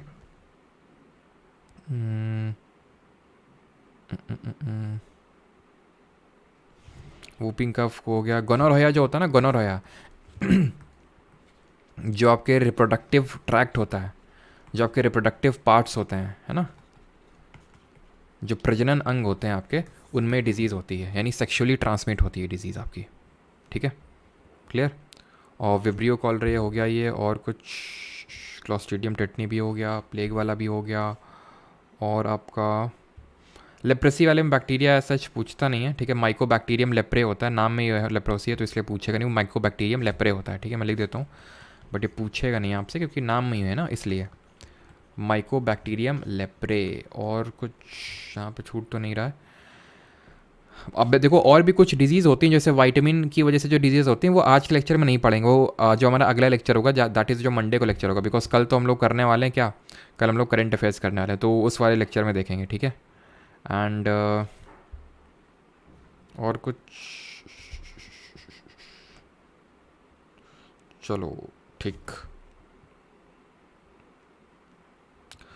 सर। एंथ्रैक्स ओके, एंथ्रैक्स की अगर बात करें तो एंथ्रैक्स जो है ना, ए से एंथ्रैक्स और ए से एनिमल, ध्यान रखना, ठीक है। ये आपका एनिमल्स से यूजुअली ट्रांसफ़र होता है, कि ये कॉमनली एनिमल को अफेक्ट करता है और एनिमल से ही ट्रांसफ़र होता है ये, तो ध्यान रखना, ए से एंथ्रैक्स और ए से एनिमल, तो एनिमल्स को मेनली अफेक्ट करता है। और बैसिलस एंथ्रासिस करके इसका एक बैक्टीरिया होता है, वो जो है इसको वो करता है, मतलब वो रिस्पॉन्सिबल होता है, ठीक है, इसके लिए। ऑलराइट, मतलब ह्यूमंस में भी फैल सकता है, ऐसा नहीं कि सिर्फ एनिमल्स में, लेकिन एनिमल्स में मेनली होता है और एनिमल्स से ही ह्यूमंस में आता है ये एंथ्रैक्स जो डिजीज़ होती है। बाकी तो आई थिंक यार सारा कुछ पढ़ चुके हैं। अभी आते हैं disease caused by protozoa. Protozoa की वजह से कौन डिजीज़ होती है, तीन प्राइमरली आपको याद रखनी है। एक पहली तो है हमारी मलेरिया, ये आपका प्रोटोजोआ की वजह से होता है। पहले समझ लेते हैं मलेरिया कौन से प्रोटोजोआ कैसे क्या होता है। तो मलेरिया जो आपका प्रोटोजोआ रिस्पॉन्सिबल होता है उसका नाम है प्लाज्मोडियम, प्लाज्मोडियम वायरस। और इसमें ज़रा बताइए कौन सा form of method of asexual reproduction होता है, जो हम पढ़ चुके हैं।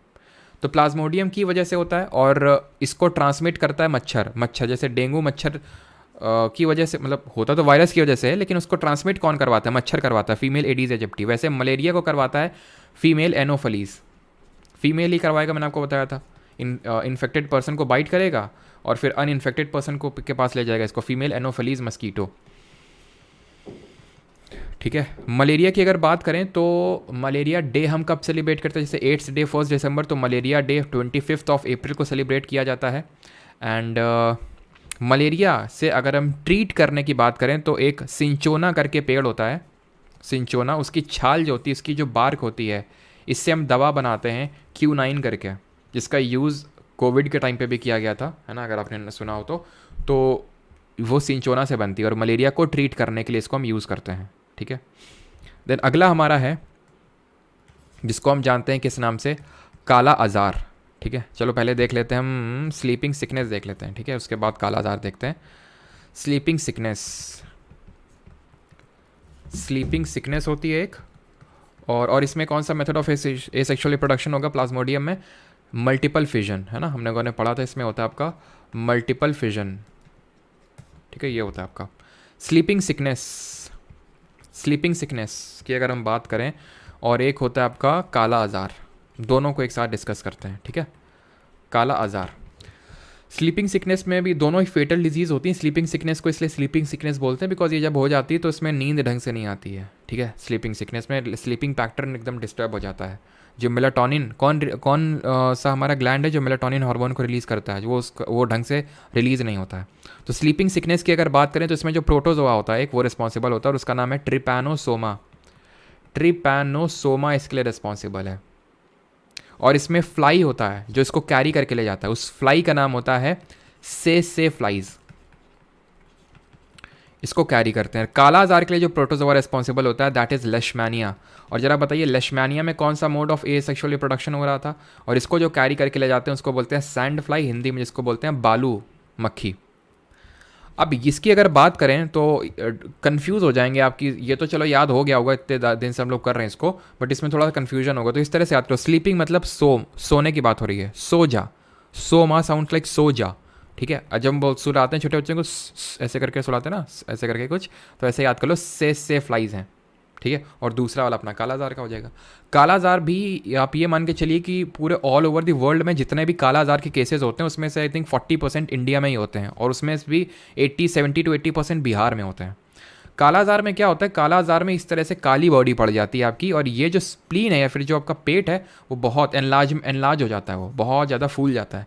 स्प्लीन, लिवर, ये सारे जो है आपके ग्लैंड्स ये फूल जाते हैं।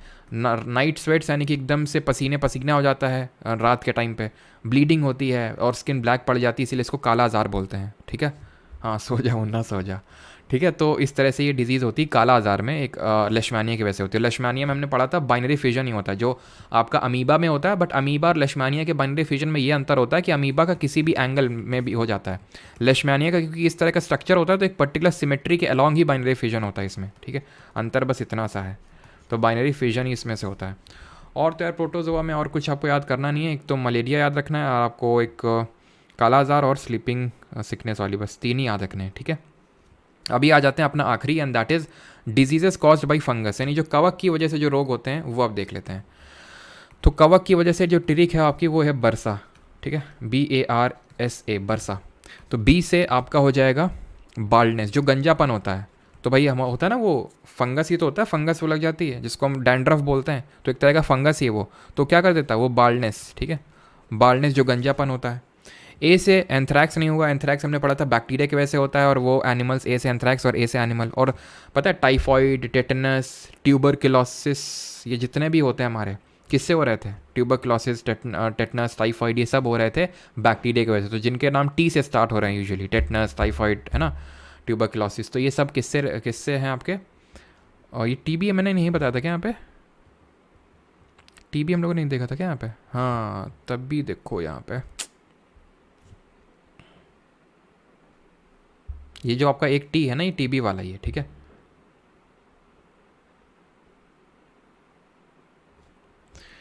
एक सेकेंड, ये जो टी है आपका टीबी वाला ही, मैं जो टीबी छूट रहा है ये आपका ट्यूबरक्लोसिस वाला, ठीक है, ट्यूबरक्लोसिस टीबी जिसको बोलते हैं।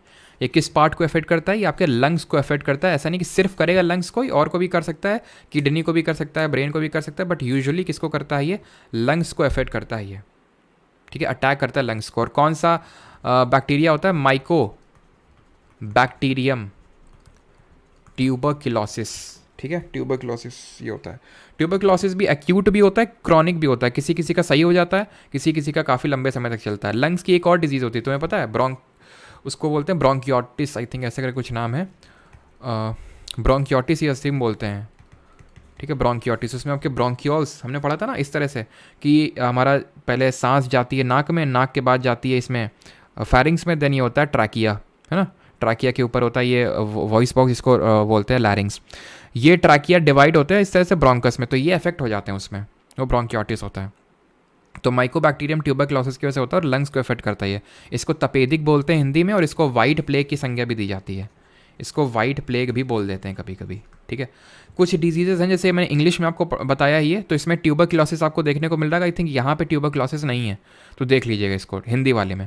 और हिंदी वाले में डिप्थेरिया है, और इंग्लिश वाले में आई थिंक डिप्थेरिया मिसिंग है, तो इसको ऐड कर लीजिएगा अपने हिसाब से, ठीक है। बस दो यही है, बस एक एक एड ऑन करने हैं दोनों में। अभी आ जाते हैं इस पे फंगस पे। तो ये आपका ए से एंथ्रैक्स, सॉरी एंथ्रैक्स बोल रहा हूँ, एंथ्रैक्स तो उसकी वजह से। ए से आपका अस्थमा, तो जो अस्थमा है वो भी आपका फंगस की वजह से होता है। आर से क्या है, आर से रिंग वॉर्म, जो रिंग वॉर्म डिजीज़ होती है खासकर बरसात वगैरह में ज़्यादा होती है, एकदम छल्ला सा ऐसा बन जाता है फंगस का, ठीक है। एस से आपकी स्केबीज़ बीमारी है, स्केबीज़ होती है। और ए से है आपकी ए से अस्थमा तो हो गई, और ए से आपकी हो जाएगी एथलीट्स फुट। एथलीट्स जो बहुत ज़्यादा भागते हैं ना, जो जूता पहन के रखते हैं, तो क्या हो जाता है उनके, आपने देखा होगा, आपने भी इस चीज़ को ऑब्जर्व किया होगा जब, ठीक है, सीपीओ वाले जो स्टूडेंट हैं उनको थोड़ा ज़्यादा होता है, एंड दैट इज़ कि जब आप बहुत ज़्यादा टाइम तक जूते पहन के दौड़ते हैं तो आपके उंगलियों के बीच में इस तरह से, मतलब वो नहीं, थोड़ा सा ऐसे गोला गोला सा बन जाता है, तो वो एथलीट फुट डिजीज़ होती है, ठीक है। और जो स्केबीज़ होती है ये आपकी स्किन में होती है, मतलब स्किन में खुजली मचने लगती है इसमें, ठीक है, इस पर्टिकुलर स्केबीज़ में। ऑलराइट, तो ये हमारी थी फंगस की वजह से, कवक की वजह से हो रही थी। अब हम देखेंगे सेक्सुअली कौन कौन सी डिजीज़ ट्रांसमिट होती हैं। किसी का यहाँ तो कोई डाउट तो नहीं है, एक बार कंफर्म कर देंगे प्लीज़। स्केबीज़ में मेरे दोस्त का हुआ था। अच्छा,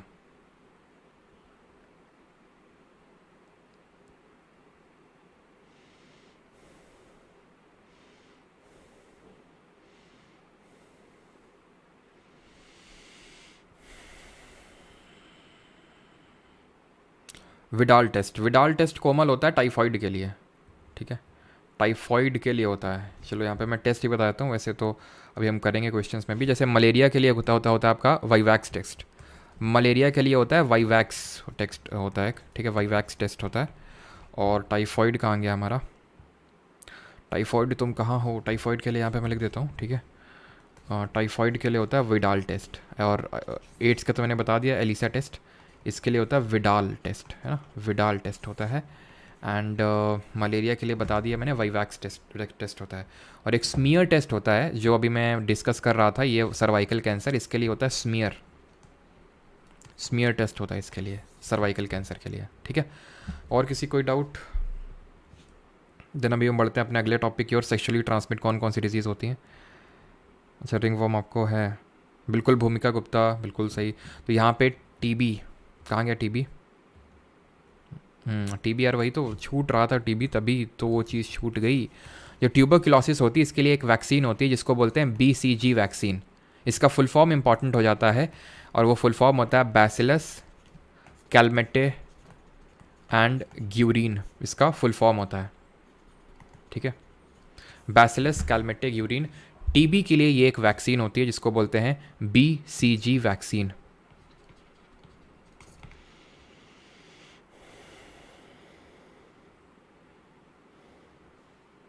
हैजा में क्या होता है, हैजा में आपका ये होता है कि एक वाटर बॉर्न डिजीज़ है आपका ये जो होता है, ठीक है। और इसमें आपकी ये समझ लो कि आपका अंदर वाटर लॉस बहुत हैविली होता है, आपको लूज मोशंस होने लगते हैं, वाटर लॉस हो जाएगा आपका, ठीक है, यानी कि आपको डायरिया लाइक सिम्टम्स हो जाएंगे, डायरिया ही हो जाएगा, लाइक सिम्टम्स क्या, डायरिया हो जाता है आपको इसमें, अगर ये हो गया कॉलरा आपको तो। Sir can tell me from which video should I start for SSC preparation, I am new to this channel. Sai Kishore ji कहाँ से स्टार्ट कर सकते हैं, तो या तो PYQ सीरीज से स्टार्ट कर सकते हैं, मतलब बहुत थोड़ा सा वैसा क्वेश्चन है, मैं लास्ट में यार आंसर कर दूंगा, ठीक है आपका। तो अभी आप थोड़ा सा बने रहो, सो दैट थोड़ा सा जो स्मूथनेस है लेक्चर की वो ना टूटे, है ना। तो फिर मैं आपको बता दूंगा लास्ट में, बिकॉज थोड़ा सा बड़ा आंसर होगा इसका। अभी आते हैं सेक्सुअली ट्रांसमिटेड डिजीज़ पे। तो सेक्सुअली मतलब कि होता है कि जब हम लोग सेक्सुअली समझ रहे हैं आप, ठीक है, तो तब ये डिजीज़ ट्रांसफ़र होती है, तो थोड़ा ध्यान रखना होता है ना, कि जो पर्सन जिसके साथ इन्फेक्टेड ना होना चाहिए बस वो, ठीक है।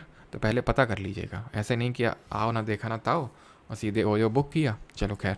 तो अगर यहाँ पे बात करें सेक्सुअली ट्रांसमिट डिजीज़, या तो वायरल हो सकती हैं, या तो वायरस की वजह से हो सकती हैं, या फिर बैक्टीरिया की वजह से हो सकती है।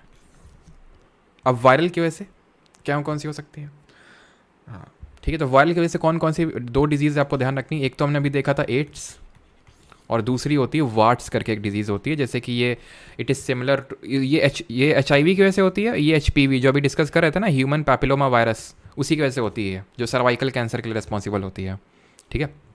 मतलब स्किन में ऐसे रैशेस से पड़ जाते हैं बहुत भयंकर तरह से, वार्ट्स में वार्ट लग जाती है पूरी तरीके से। बैक्टीरिया की अगर बात करें तो बैक्टीरिया में भी देखें तो गोनोरहोया जो रेस्पिरेटरी ट्रैक्ट को अफेक्ट करता है, सॉरी रेस्पिरेटरी ट्रैक्ट बोल रहा हूँ, जो आपके रिप्रोडक्टिव पार्ट्स होते हैं उनको अफेक्ट करता है। और एक होती है बीमारी साइफिलिस, ठीक है, साइफिलिस, ये भी बैक्टीरिया की वजह से होती है, दोनों आपकी सेक्सुअली ट्रांसमिट होती हैं। अब आ जाते हैं कुछ वो डिसऑर्डर्स पढ़ते हैं जो आपके जेनेटिक इन नेचर होते हैं। जेनेटिक मतलब जेनेटिक डिसऑर्डर्स वो डिसऑर्डर्स होते हैं जो आपके मम्मी पापा से आप पे ट्रांसफ़र होते हैं, जेनेटिक डिसऑर्डर्स बोलते हैं उनको, जेनेटिक डिसऑर्डर्स। अब जेनेटिक में आपका क्या क्या आते हैं भाई, जेनेटिक डिसऑर्डर इस वजह से होते हैं क्योंकि जीन मैल फंक्शनिंग हो जाती है, जीन मैल फंक्शनिंग हो जाती है। अब तुम्हें अगर याद हो तो मैंने आपको ये बताया था कि कितने क्रोमोसोम होते हैं हमारी बॉडी में, 46, 23 पेयर्स होते हैं, इसमें से 22 ऑटोसोमल होते हैं और एक सेक्स पेयर होता है। सेक्स पेयर में आपका XX फीमेल में होता है और XY मेल में होता है। तो अगर इनमें कुछ गड़बड़ी हो जाए, क्योंकि क्रोमोसोम के अंदर DNA है, DNA में आपका जीन है, जीन भाई सेल है, सेल के अंदर न्यूक्लियस है, न्यूक्लियस के अंदर क्रोमोसोम है, क्रोमोसोम के अंदर DNA है, DNA के अंदर जीन है। तो अगर उनमें मेल फंक्शनिंग हो जाए तो जीन में या तो क्रोमोसोम में, किसी में क्रोमोसोम कम आया, एक ज़्यादा आ गया क्रोमोसोम, तो उसको बोलते हैं जेनेटिक डिसऑर्डर, जो एक जनरेशन से दूसरी जनरेशन में ट्रांसफ़र होते हैं। क्लियर थी चीज़। अब जैसे कि आपने सुना होगा कलर ब्लाइंडनेस, है ना। कलर ब्लाइंडनेस अगर आपको है तो मतलब ये है कि आप बहुत चांसेस है कि आपके मम्मी पापा या फिर हो सकता है दादा दादी या नाना नानी के तो होगा ही होगा कलर ब्लाइंडनेस। कलर ब्लाइंडनेस का मतलब ये है कि आप कलर्स पहचान नहीं पाते हैं। जैसे कि आप में से अगर किसी ने किसी डिफेंस या फिर किसी CAPF के लिए प्रिपेयर किया हो और अगर आपने फिजिकल एंड मेडिकल दिया हो, मेडिकल जब देते हैं तो उसमें एक बुक आती है ना, बुक दिखाते हैं, उसमें आपको बीच में इस तरह से नंबर लिखे रहते हैं, बहुत सारे कलर्स होंगे, कलर्स में ही नंबर लिखे होते हैं। आप में से हो सकता है पता होगा, नहीं पता है अगर आपने कभी नहीं एक्सपीरियंस किया है तो आप सर्च करिए गूगल में। वैसे तो मुझे लगाना चाहिए था इसको, लेकिन खैर कोई नहीं, सॉरी फॉर दैट। तो कलर ब्लाइंडनेस, या फिर आप देखिएगा कलर ब्लाइंडनेस बुक अगर आप सर्च करेंगे तो उसमें आई होप दिख जाएगा। तो उसमें अगर आप पहचान पा रहे हैं तो आप कलर ब्लाइंड नहीं हैं, और अगर आप नहीं पहचान पा रहे हैं उस बुक में नंबर्स को तो आप कलर ब्लाइंड हैं, इसका मतलब। ठीक है, तो डिफेंस और CAPF में बिल्कुल अलाउ नहीं होता है कलर ब्लाइंडनेस। ठीक है, तो ये होता है कलर ब्लाइंडनेस। और आपका एक होता है डाउन सिंड्रोम। डाउन सिंड्रोम होता है आपका एक, ठीक है। एक आपका थैलेसीमिया होता है। थैलेसीमिया में क्या होता है, ये ब्लड को अफेक्ट करता है, आपका ब्लड को अफेक्ट करता है। ऐसे ही सिकल सेल अनीमिया होता है, ये भी ब्लड को अफेक्ट करता है, सिकल सेल अनीमिया, है ना। और अनीमिया, क्वाशरकर, मेरास्मस, विटामिन्स की ऐसे डिजीज़, ये मंडे को देखेंगे, जो मंडे वाला लेक्चर होगा। ठीक है, कल तो हम लोग देखेंगे करंट अफेयर्स, है ना। सिकल सेल अनीमिया हो गया आपका, कलर ब्लाइंडनेस तो हो गया, टर्नर्स सिंड्रोम हो गया आपका। ठीक है, जैसे डाउन सिंड्रोम होता है वैसे टर्नर्स सिंड्रोम होता है। एक होता है आपका एल्बिनिज़म, एल्बिनिज़म होता है आपका एक होता है आपका एंजल मैन। ठीक है, एंजल मैन सिंड्रोम होता है आपका।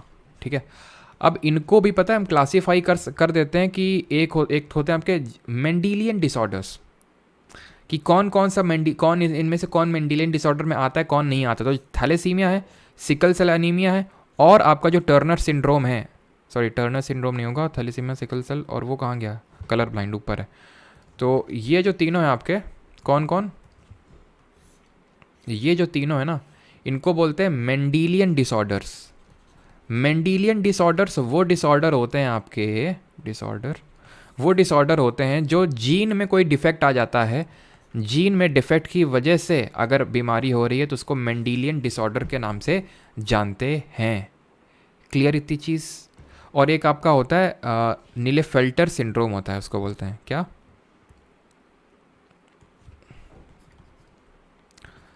आई होप स्पेलिंग में सही लिख रहा हूँ, लिनेफेल्टर सिंड्रोम, फेल्टर सिंड्रोम। ठीक है, तो ये क्या होता है इस पर्टिकुलर डिजीज़ में, ये भी आपका जेनेटिकल डिसऑर्डर ही है। इसमें जब आपका एक, ये सिर्फ मेल्स को ही होती है, सिर्फ मेल्स को ही इफेक्ट करती है। अब मेल क्या होता है, मेल वो होता है जिसमें जो सेक्सुअल क्रोमोसोम है वो XY होता है। ठीक है, जब हम पढ़ेंगे अभी जीन्स के बारे में भी पढ़ेंगे तो उसमें इस चीज़ को पढ़ेंगे कि कब मेल बच्चा होता है, कब फीमेल बच्चा होता है, कैसे क्या होता है। तो मेल का मतलब XY क्रोमोसोम है और फीमेल का मतलब XX क्रोमोसोम। तो अगर कोई मेल बच्चा पैदा होता है विद डबल X, मतलब कि XY होना चाहिए नॉर्मल में, लेकिन एक अगर एक्स्ट्रा X क्रोमोसोम है, XXY है, तो उस केस में होता है नीलेफेल्टर सिंड्रोम। जिस तरह से जो टर्नर सिंड्रोम होता है ना, टर्नर सिंड्रोम, ये ओनली फीमेल्स में होता है, केवल महिलाओं में होता है ये। ठीक है, ओनली फीमेल्स, जैसे कि नीलेफेल्टर सिर्फ आपका मेल्स में ही होता है। क्लियर है यहाँ तक सभी को, कोई डाउट तो नहीं है। ये सारे आपके क्या हैं, जेनेटिक डिसऑर्डर्स हैं। ठीक है, और जैसे कि इसमें आपका एक एक्स ज़्यादा एक्स क्रोमोसोम होता है नीलेफेल्टर वाले में, टर्नर वाले में मिसिंग होता है एक, ध्यान रखना, इसमें 1X क्रोमोसोम इज मिसिंग। भाई फीमेल क्या होती हैं, फीमेल वो होती हैं जिनमें XX क्रोमोसोम होता है, XX होता है, यानी कि वो फीमेल जिनमें सिर्फ एक ही X क्रोमोसोम है उनको बोलते हैं क्या, उनमें होता है टर्नर से सिंड्रोम। क्लियर इतनी चीज़? तो ये क्रोमोसोम की वजह से उसमें ये हो रहा है आपका, ठीक है। क्लियर यहाँ तक? किसी को कोई डाउट?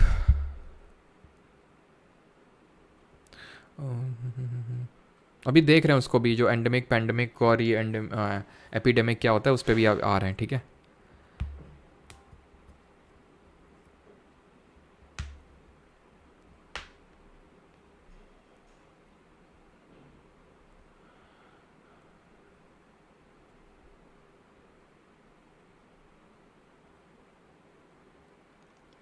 शीमेल होगी फिर, हाँ जी इंजील में।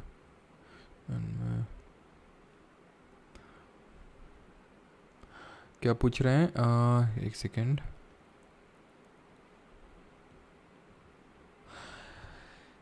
एंजल मैन में क्या होता है? एंजल मैन में आपका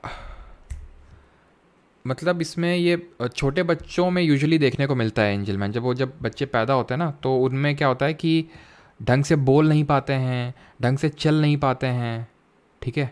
और मतलब आपने देखा होगा ना वो बच्चे, जैसे देखा होगा आपने, जैसे छोटे बच्चे होते हैं हंसते रहते हैं, ठीक है, बहुत ज़्यादा हंसते हैं, है ना। देखा होगा ना आपने, टीवी वगैरह में देखा हो सकता है, आपने आसपास भी देखा हो कि मतलब उनको बोल नहीं पाते हैं, बोलने में दिक्कत होती है और हंसते रहते हैं, तो वो होता है angel man syndrome. Usually babies में देखने को मिलता है, फिर वो बड़े तक रहता है ना। आपने देखा होगा हंसते रहते हैं, तो वो होता है।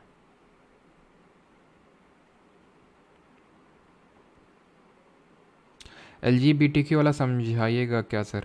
हाँ जी निधि जी समझाएंगे, लेकिन वो जब ये पढ़ेंगे जीन्स वाला, आई थिंक आखिरी लेक्चर होगा वो, तो उसमें मैं आपको बताऊंगा ये क्या एलजीबीटीक्यू क्या होता है, ठीक है।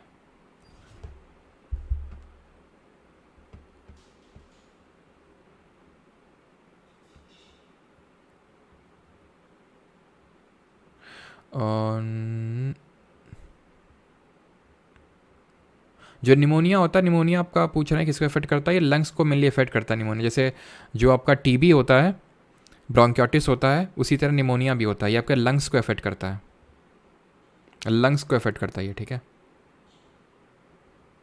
निमोनिया लंग्स को इफेक्ट करता है, ठीक है।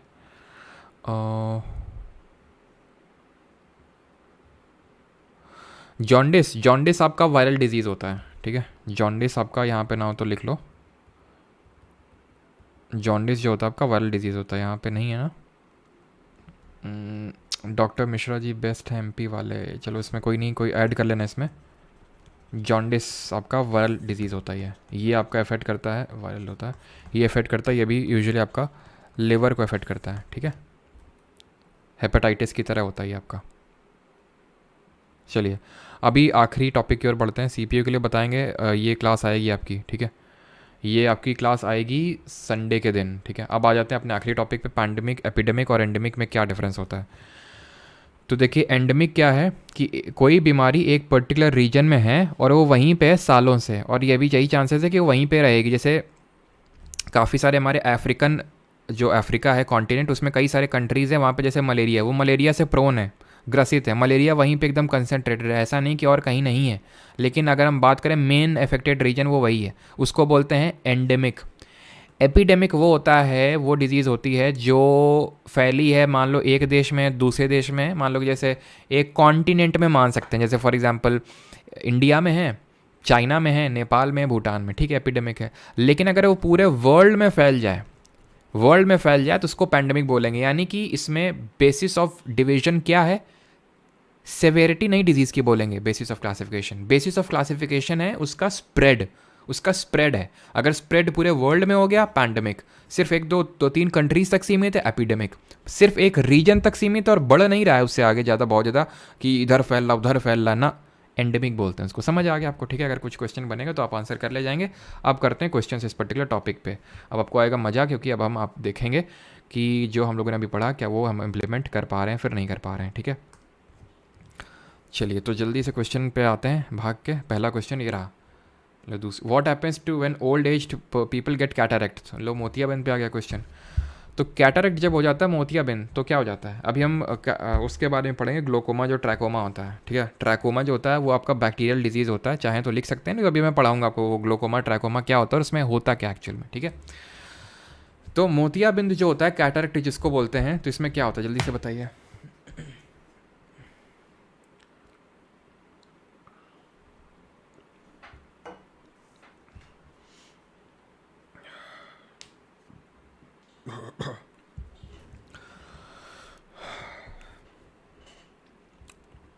और एक चीज़ ध्यान रखना कि जो प्लेग होती है उसको ब्लैक डेथ बोलते हैं, और जो काला जार होती है उसको ब्लैक फीवर बोल देते हैं, फिर ब्लैक डिजीज़ बोल देते हैं, ठीक है। तो कैटरेक्ट में क्या होता है, मोतियाबिंद में धुंधला धुंधला दिखता है, क्योंकि लेंस में जो है, लेंस क्या है, एक हमारी विंडो है, विंडो मतलब खिड़की है जिससे हम पूरे संसार को देखते हैं, आप ऐसे समझ सकते हो। तो वो धुंधला हो गया, मिल्की हो गया, क्लाउडी हो गया। भाई क्लियर देख सकते हैं आप, सिमिलर और कंट्रास्टिंग ऑप्शन हैं, निट्टो लगा सकते हैं आप इसमें। और भाई क्लियर शाइनी है तो भाई क्लियर ही दिखेगा फिर, है ना। होता क्या है कि एक्चुअल में लेंस में एक प्रोटीन होता है, वो थोड़ा सा थक के जम जाते हैं उस प्रोटीन के, आराम से हट जाता है। कैटरेक्ट इज़ क्योरेबल, आराम से क्योरेबल है मोतियाबिंद। लेकिन अभी जो हम डिजीज़ पढ़ेंगे ग्लोकोमा ट्रैकोमा, वो क्योरेबल नहीं है। फिजिक्स में हमने अगला क्वेश्चन करो। फिजिक्स में हमने दो डिजीज़ पढ़ी थी, अगर आपको याद हो, 2-3, मायोपिया, हाइपरमेट्रोपिया और प्रेस बायोपिया। वो भी आपके मतलब ना के बराबर क्योरेबल है। जैसे फॉर एग्जांपल जिनको मायोपिया है, जिनको पास का दिखता है, दूर का नहीं दिखता है, अब अगर आपकी आँख की रोशनी गई तो वो गई। अनुलोम विलोम से बाबा रामदेव 2 दिन में ठीक कर देते होंगे लेकिन इतनी जल्दी भाई साइंस तो ये बोलती है कि अभी तक उतना क्योरेबल नहीं, रिवर्सेबल नहीं है। हो गया सो हो गया, थोड़ा बहुत हो सकता है, लेकिन पूरी तरह से छू मंतर हो जाए लौकी का जूस पीने से और 2 दिन में, तो वो गलत बात है। बिल्कुल अनुलोम विलोम आप करते हैं, डीप ब्रीथ करते हैं, हेल्प होती है, प्रिवेंट भी होता है, धीरे धीरे हो सकता है थोड़ा रिवर्स भी होता हो, लेकिन ये बोल देना 1-2 दिन में ठीक हो जाता है, तो वो आई थिंक, क्योंकि मैं अभी पहले बिलीव करता था, लेकिन फिर मैंने काफ़ी दिन किया, क्योंकि मुझे अभी थोड़ा सा प्रॉब्लम है कि पहले मुझे नहीं था, लेकिन धीरे धीरे लैपटॉप में काम करने की वजह से, कंप्यूटर की वजह से काफ़ी मतलब ये हो गया मुझे कि भाई पास का दिखता है और बहुत दूर का नहीं दिखता है, ठीक है। पहले तो मुझे नहीं था, लेकिन अभी पिछले कुछ सालों से वो हो गया। तो मैंने भी काफ़ी कोशिश की, लेकिन एज सच कोई बहुत ज़्यादा वो मिला नहीं है। हाँ, वो हो सकता है कि जो मैं करता हूँ अनुलोम विलोम में फिर डीप ब्रीथ करता हूँ, तो उसकी वजह से बहुत ज़्यादा हो सकता है कि ज़्यादा हो जाता उसकी वजह से, अगर मैं वो ना करता। लेकिन ये बोलना कि 2 दिन में छू मंतर हो जाता है वो तो गलत है, ठीक है। 2 दिन में तो कोविड भी ख़त्म कर रहे थे भाई साहब, मतलब तुरंत ले, कोविड हुआ नहीं कि तुरंत पैसा छापने के लिए तुरंत वो भी ले आए, है ना। क्या लाए थे भाई साहब, कोवी करके कुछ लाए थे ना, कोवी करके कुछ नाम रखा था उसका। Which of the following test is use to confirm the presence of typhoid fever. तो टाइफाइड फीवर के लिए विडाल टेस्ट होता है, वाईवैक्स होता है मलेरिया के लिए, सीआरपी होता है, ब्लड में सीआरपी होता है, हाँ प्रोटीन होता है, उसके टेस्ट के लिए होता है। स्मीयर एग्जामिनेशन मैंने बताया था, ये जो सर्वाइकल कैंसर होता है ना उसके लिए होता है ये।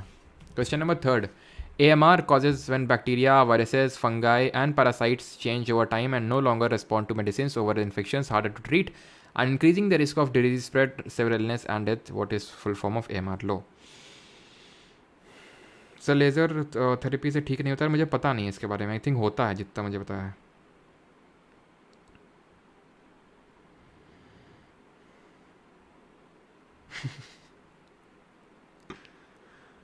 सिर्फ ट्रिपैनोसोमा में बहुत सुना, बहुत नींद आती है। नहीं यार, मैंने तो ये सुना ट्रिपैनोसोमा, सॉरी स्लीपिंग सिकनेस की बात कर रहा हूँ यार मैं। स्लीपिंग सिकनेस की इसकी वजह से होता है, स्लीपिंग सिकनेस ट्रिपैनोसोमा की वजह से होता है, उसमें स्लीपिंग पैटर्न्स डिस्टर्ब हो जाता है। कोरोनिल लाए थे, हाँ कोरोनिल। अच्छा 10-12 साल काम करती है। चलो, तो इसका फुल फॉर्म होता है एंटी माइक्रोबियल रेजिस्टेंस। होता क्या है देखो, तो ध्यान समझना, बहुत इंपॉर्टेंट है तुम्हारी लाइफ के लिए भी। जैसे तुमने से कुछ लोग होंगे, काफ़ी लोग होंगे, ठीक है। काफ़ी लोगों के घरों का मैंने देखा है, रूटीन होता है, कुछ भी बीमारी हुई छोटी सी दवा खा लो, कुछ भी बीमारी हुई दवा खा लो, जरा सा खांसी जुकाम हो दवा खा लो, जरा सा बुखार हो दवा खा लो, मत खाया करो तुरंत। हाँ डॉक्टर से पूछ लो अगर ऐसा वो है कि भाई वो है, लेकिन तुरंत नहीं खाना चाहिए। उसका रीज़न ये होता है कि जैसे आपको किसी बैक्टीरिया फिर किसी वायरस की वजह से डिजीज़ हुई, वो ठीक, तुरंत दवा खा ली है, फिर खा लिए, फिर खा लिए, वायरस बैक्टीरिया सोचेगा भाई इसका रोज का है, कुछ करते हैं, कुछ जुगाड़ बनाते हैं कि ये हम इसी के हिसाब से ढाल लेते हैं खुद को, जो ये हमें अटैक करने आ रहा है तो उसको पहचान लेता है, क्योंकि बहुत रोज़ आ रहा है ये पहचान, अच्छा अरे कुछ नहीं है ये, जैसे तुम हो, ठीक है। अब तुम किसी का हुआ मानते हो, भाई क्या आदमी यार, ठीक है, और तुम उससे रोज़ मिलो, अरे कुछ नहीं हमारी तरह तो है ना, कोई कुछ दम नहीं इसमें ठीक है। तो वो आपको लगता है यार ये तो खेत मतलब क्या बोलते हैं, खेत की मूली है, ठीक है, अपने खेत की मूली है, ठीक है, घर की मुर्गी है ना। तो फिर जो है वो ज़्यादा हल्के में लेने लगते हैं इसको, और देन फिर जब इसको फिर से लेंगे कोई दवा तो वो काम नहीं करेगी आपकी। क्यों? क्योंकि वो एक तरह से यहाँ पे लिखा हुआ ठीक है कि वो अपना खुद को चेंज कर लेते हैं, उसी हिसाब से डाल लेते हैं। उसको बोलते हैं एंटी माइक्रोबियल रेजिस्टेंस, यानी उसके लिए वो रेजिस्टेंस डेवलप कर लेते हैं। कुछ नहीं होगा आपका, मतलब फिर खाओगे तो भी कुछ नहीं होगा। जैसे ग्रीन रेवोल्यूशन में हम लोग पढ़े थे ना कि इतने पेस्टिसाइड डाले, इतने फर्टिलाइज़र पेस्टिसाइड डाले, जैसे फर्टिलाइज़र डाला सॉइल में, अगली बार तुमको उससे ज़्यादा डालना पड़ेगा, अगली बार और ज़्यादा डालना पड़ेगा, अगली बार और ज़्यादा डालना पड़ेगा, अगर तुम्हें ज़्यादा प्रोडक्टिविटी चाहिए। उस वैसा ही है यहाँ पे AMR में। Which disease is caused by not having in vitamin C in the diet for at least 3 months। तो यार ये कल पढ़ेंगे, आपको पता होगा, आप में से काफ़ी लोगों को स्कर्वी बोलते हैं इसको, है ना। बाकी कल पढ़ेंगे इसको 3D डिजीज़ बोलते हैं, डी की वजह से होती है, B1 की वजह से होती है, कल पढ़ेंगे। According to choice listed which is not a form of cancer, CGL Tier 2, 26 October 2023। यानी इस बार का CGL मेन सा क्वेश्चन है, बताओ क्या होगा आंसर।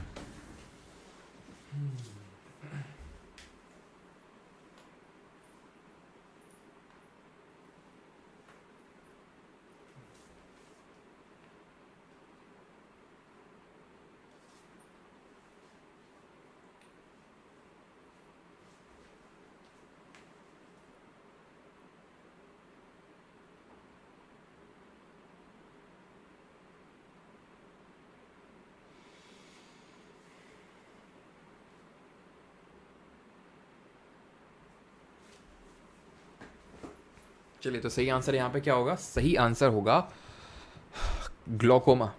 ग्लोकोमा जो डिजीज़ होती है, ग्लोकोमा और ट्रैकोमा, इसमें होता ये है कि मैंने आपको समझाया भी था वहाँ पे जब आई के बारे में पढ़ रहे थे कि यहाँ पे होती है आपकी ऑप्टिक नर्व्स, और यहाँ पे होता है आपका आई का फ्लूइड। तो जब आई का फ्लूइड का प्रेशर बहुत ज़्यादा बढ़ जाता है तो ये ऑप्टिक नर्व्स पे प्रेशर को अप्लाई करता है और ऑप्टिक नर्व्स हमारी डैमेज हो जाती हैं। And these optic nerves send electrical signals to the brain. यही ऑप्टिक नर्व्स जो होती हैं एक्चुअल में जो आपकी पिक्चर बनती है रेटिना पे, इसको ट्रांसमिट करते हैं, ट्रांसफ़र करते हैं ब्रेन की तरफ, जिसके बाद आप रिएक्शन देते हैं। तो पिक्चर मैंने आपको बताया था क्लिक करने का काम होता है, आई का देखना का काम होता है हमारे ब्रेन का। तो ऑप्टिक नर्व्स अगर एक बार डैमेज हो गई तो परमानेंटली डैमेज हो जाती हैं। अभी तक तो कोई इलाज नहीं है उसको ठीक करने का। हाँ, बाबा रामदेव उसको ठीक कर सकते हैं 1-2 दिन में। तो ग्लोकोमा जो है, ये ग्लोकोमा होता है, जैसे ट्रैकोमा होता है। अंतर दोनों में ये होता है, सेम होती हैं दोनों की, ऑप्टिक नर्व्स डैमेज हो जाती हैं दोनों में। ये होता है कि बैक्टीरियल होता है, और ये होता है या तो जेनेटिक होगा। अगर आपको ग्लोकोमा है तो बहुत ज़्यादा चांसेस है कि जेनेटिक आपके मम्मी पापा को भी किसी को है इसमें ये, ठीक है। फ्लूइड का प्रेशर इसलिए बढ़ जाता है क्योंकि वो आई का एक संरचना, यानी वो उस तरह से बनी ही हुई है कि उसको, उसमें फ्लूइड जो बाहर निकलना चाहिए थोड़ा थोड़ा, यहाँ से जो यहाँ पे निकलना चाहिए, इस तरह से स्ट्रक्चर होता है कि थोड़ा फ्लूइड बाहर निकलता है, वो निकल नहीं पाता है। तो क्या किया जाता है, लेज़र से एक होल क्रिएट किया जाता है देन, सो दैट उतना प्रेशर अंदर कम पड़े। लेकिन जो डैमेज हो गया वो सो हो गया, उसको रिवर्स नहीं किया सकता। इसमें पेरिफेरल आपकी जो विजन है, पेरिफेरल विजन, वो कम हो जाता है। पेरिफेरल का मतलब होता है साइड से कम होना स्टार्ट होता है विजन आपका, साइड से नहीं दिखेगा, फिर एकदम सेंटर का, और सेंटर का नहीं दिखता है, तो साइड का नहीं दिखता है आपको, ठीक है। पेरिफेरल विजन सबसे पहले, ठीक है। और इसमें हेजीनेस दिखने लगती है, जैसे आप सन को देखेंगे, कोई लाइट सोर्स को देखेंगे, जैसे बल्ब को देखेंगे ना, तो उसके अराउंड रेनबोस आपको दिखेगा इस तरह से, ठीक है। तो ये है, एक्चुअली मुझे ग्लोकोमा का अटैक पड़ चुका है, ठीक है। एक बार वो थोड़ा सा स्ट्रेस की वजह से हुआ था, क्योंकि ये अभी मैंने जब बताया जेनेटिक, और दूसरा कारण ये होता है जो जेनेटिक नहीं होगा, या आपको कोई इंजरी हो गई है, ठीक है। और मेरे केस में था कि ये बहुत ज़्यादा स्ट्रेस की वजह से हो गया था। ये पिछले साल सर्दी में हुआ था मेरे को, ठीक है। मतलब बहुत ज़्यादा हो गया था, तब पता चला था कि भाई इस तरह से होता है। पहले मुझे लगा जेनेटिक है, फिर घर में तो किसी को ऐसा कुछ प्रॉब्लम थी नहीं, देन पता चला कि वो स्ट्रेस की वजह से था, बहुत ज़्यादा आई में प्रेशर, क्योंकि प्रेशर चेक होता है उसके लिए टोनो, कोई क्या होता है उसको, टोनोपैथी बोलते हैं, कुछ टोनोग्राफी करके ऐसा कुछ होता है, यार क्या नाम याद नहीं आ रहा, टोनो करके होता है वो, ठीक है। तो उससे आई का प्रेशर, फ्लूइड का प्रेशर अंदर वो किया जाता है कि कितना प्रेशर है, तो उससे पता चल जाता है। तो प्रेशर काफ़ी बढ़ा हुआ था। अब तो काफ़ी उस तरह की भी आ गई हैं डिवाइसेस, एकदम हवा मारेंगी और आपका पता नहीं कुछ होता है, क्योंकि वो हो चुका है ना मेरा, तो इसलिए पता है। पता नहीं ऐसा थोड़ी रखवाते हैं और खट से कुछ होता है, मतलब प्रेशर से एकदम आता है आई पे, और ऐसे टेस्ट हो जाता है। चलिए अगला है क्वेश्चन 6 नंबर। लेकिन मेरा तो खैर ऑप्टिक नर्व्स डैमेज नहीं हुई थी, ठीक है। तो ऐसा मुझे, लेकिन मेरे साथ ये हुआ था कि भाई वो रेनबो बनने लगा था, रेनबो बहुत ज़्यादा, और मुझे काफ़ी ज़्यादा डर लगा था, क्योंकि जब मैंने देखा था कि क्या होता है डिजीज़, था मुझे ग्लाकोमा के बारे में एक्चुअल पता चला था। और मुझे ये था कि भाई अब तो गया मैं, क्योंकि गया का मतलब ये है कि भाई वो क्योरेबल नहीं है, किसका कोई इलाज नहीं है, वो धीरे धीरे धीरे शादी कर लो ठीक हो जाएगा, अच्छा। हाँ, हंस दे चेहरे का बंद। चलो तो यहाँ पे अगर बात करें, ऐसा ना हो कि भाई ज़्यादा ही प्रेशर आ जाए फिर, तो है कि नहीं।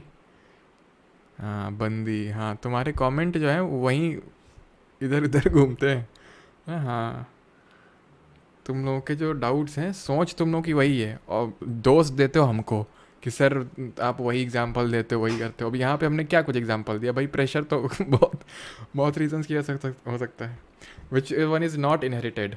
ठीक है, तो बट ऑप्टिक्स ना डैमेज नहीं हुई थी fortunately. Among the following disease which on the following is not inherited. Inherited कौन सी नहीं है, यानी कि इसमें से कौन सी जेनेटिक नहीं है। डाउन सिंड्रोम है, मलेरिया नहीं है। अभी ये भी सीजल देख रहे हैं, टीयर 2 का ही क्वेश्चन है। एक मतलब एक ही शिफ्ट में हुआ था आपका सीजल टीयर 2, तो दो दो क्वेश्चन आए डिजीज चैप्टर से। Which is the most obvious symptom of infantile jaundice that usually appears between the second and fourth day after birth. Jaundice second या फोर्थ डे में अपीयर होता है, मोस्ट ऑब्वियस सिम्टम। तो इसमें ये होता है कि आपको पता है जॉन्डिस में पीली पीली पड़ने लगती है skin, yellowish skin and whitish जो आँख है वो वाइटिश वाइटिश टर्न होने लगती है। तो दैट इज़ इन्फेंटाइल जॉन्डिस बोलते हैं। छोटे बच्चों को हो सकता है कि आपने भी कभी सुना हो कि छोटा बच्चा है उसको जॉन्डिस हो गया, तो डॉक्टर ने अभी जच्चा बच्चा को रिलीज़ नहीं किया है, वो अभी उसी में रखेंगे वार्ड में, है ना। Lack of functional small intestine can cause a malabsorption disorder leading to diarrhoea, malnutrition, weight loss etcetera. This बस ये पता है मुझे क्यों आई, इसको हम कुछ और पढ़ा करते थे। This particular condition is known as Down syndrome, short bowel syndrome, hypoglycaemia या फिर हाइपरग्लाइसीमिया। देखो हाइपो का मतलब होता है किसी चीज़ की कमी, हाइपर का मतलब होता है ज़्यादा, ग्लाइसीमिया का मतलब होता है ग्लूकोज। तो अगर शुगर कम है तो हाइपोग्लाइसीमिया, ज़्यादा है तो हाइपर। ज़्यादा कब होगी, जब इंसुलिन आपका वर्क नहीं करेगा। कम कब होगी, जब ग्लूकागॉन आपका हार्मोन काम नहीं करेगा। दोनों हार्मोन को कौन सा ग्लैंड रिलीज़ करता है, तो ये होगा आपका शॉर्ट बॉवेल सिंड्रोम। कि भाई आपने कुछ खाना खाया सड़ाक से निकल गया, खाना खाया सड़ाक से निकल गया, सड़ाक से निकलता है एकदम। ठीक है, तो इसमें ये होता है कि आपकी जो फूड एब्जॉर्प्शन है वो नहीं हो पा रहा है। तो है ना, कुछ लोग खा रहे हैं बट डायरिया हो रहा है, पूरा निकल रहा है पेट के अंदर से, तो कुछ लग ही नहीं रहा। खा तो है लेकिन लग नहीं रहा है। तो दैट इज़ क्योंकि मैल फूड वो जो है ना, स्मॉल इंटेस्टाइन वीक पड़ गई हैं। स्मॉल इंटेस्टाइनल जो वॉल्स हैं, कई सारे कारण हो सकते हैं उसके, कि इंटेस्टाइनल जो वॉल्स हैं आपकी वो वीक हो गई हैं, या फिर हो सकता है कि कुछ बैक्टीरिया चला गया हो अंदर कि वो सब पास ऑन किए जा रहा जल्दी जल्दी, कुछ भी हो सकता है। या फिर हो सकता है स्मॉल इंटेस्टाइन में वो राउंड वॉर्म छुप के बैठा हो, है ना। राउंड वॉर्म समझते हैं ना, राउंड वॉर्म ने पढ़ा था कि स्मॉल इंटेस्टाइन में छुप के बैठते हैं, जिनको कि हम निमाटोड्स, और हाँ निमाटोड्स बोलते हैं, एस्चल में सीडोसिलोमेट्स होते हैं हमारे, है ना। फाइलेरिया कॉज करते हैं, हाथी पाँव वाली जो डिजीज़ होती है। Which of the following disease is transmitted by the bite of an infected female phlebotomine sand fly characterized by irregular fever, weight loss and enlargement of spleen and liver. तो किस में एनलार्ज होता था आपका spleen and liver? Pancreas से, हाँ।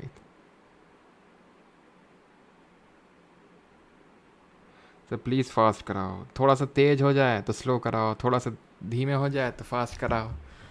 आदमी को चैन से सांस मत लेने दो बस, हैं। जैपनीज इंसेफ्लाइटिस ये ब्रेन को अफेक्ट करता है, ध्यान रखना, ठीक है। यूजुअली वायरल टाइप का होता है, वायरल होता है, ठीक है। एंड सैंड फ्लाई, तो सेसे फ्लाई, ट्रिपानोसोमा और स्लीपिंग सिकनेस। और लेशमैनिया प्रोटोजोआ किसके असर किसको करता है, ये किस बीमारी की बात हो रही है? काला आजार, जिसमें कि एनलार्ज हो रहा था स्प्लीन, याद आ रहा है आपको, जिसको कि ब्लैक फीवर के नाम से जानते हैं, ठीक है। और डायरिया किस तरह का बीमारी होता है? Which of the following diseases is a potential contender for world wide eradication. कौन सा पोटेंशियल कंटेंडर का मतलब ये है कि अगर थोड़ा सा इसमें एफर्ट मारेंगे इराडिकेट हो जाएगी। तो it is none other than हमारा पोलियो, है ना। इंडिया से तो इराडिकेट हो चुका, वर्ल्ड से भी हो सकता है अगर हम थोड़ा सा इसमें काम करें तो। An excessive amount of cadmium in the human body causes, तो अगर कैडमियम बहुत ज़्यादा हो जाए तो कौन सी डिजीज़ हो जाएगी? मिनीमाटा नहीं, मिनीमाटा किसकी वजह से होती है बताना चाहेंगे? अनीमिया तो आयरन की वजह से होती है। इटाई डिजीज़ होगी, और मिनीमाटा होती है मरकरी की वजह से। इटाई ऐसे ब्लू बेबी सिंड्रोम होता है एक,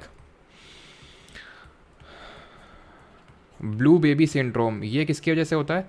ये जो आपका नाइट्रेट आयन अगर चला गया ज़्यादा अंदर तो उसकी वजह से ब्लू बेबी सिंड्रोम होता है। मिनीमाटा एक कन्वेंशन भी हुआ था, मिनीमाटा जगह का नाम है जापान में, तो वहाँ पे ज़्यादा ये फैली थी डिजीज़, तो उसी के नाम से पड़ गई थी डिजीज़ का नाम। Which type of surveillance is specially aimed eight identifying missing cases of disease, किस प्रकार की निगरानी का उद्देश्य विशेष रूप से बीमारी के लापता मामलों की पहचान करने के लिए लगाया जाता है? Overt surveillance, passive surveillance, active या फिर सेंटिनल सर्विलेंस। तो क्या बोलते हैं?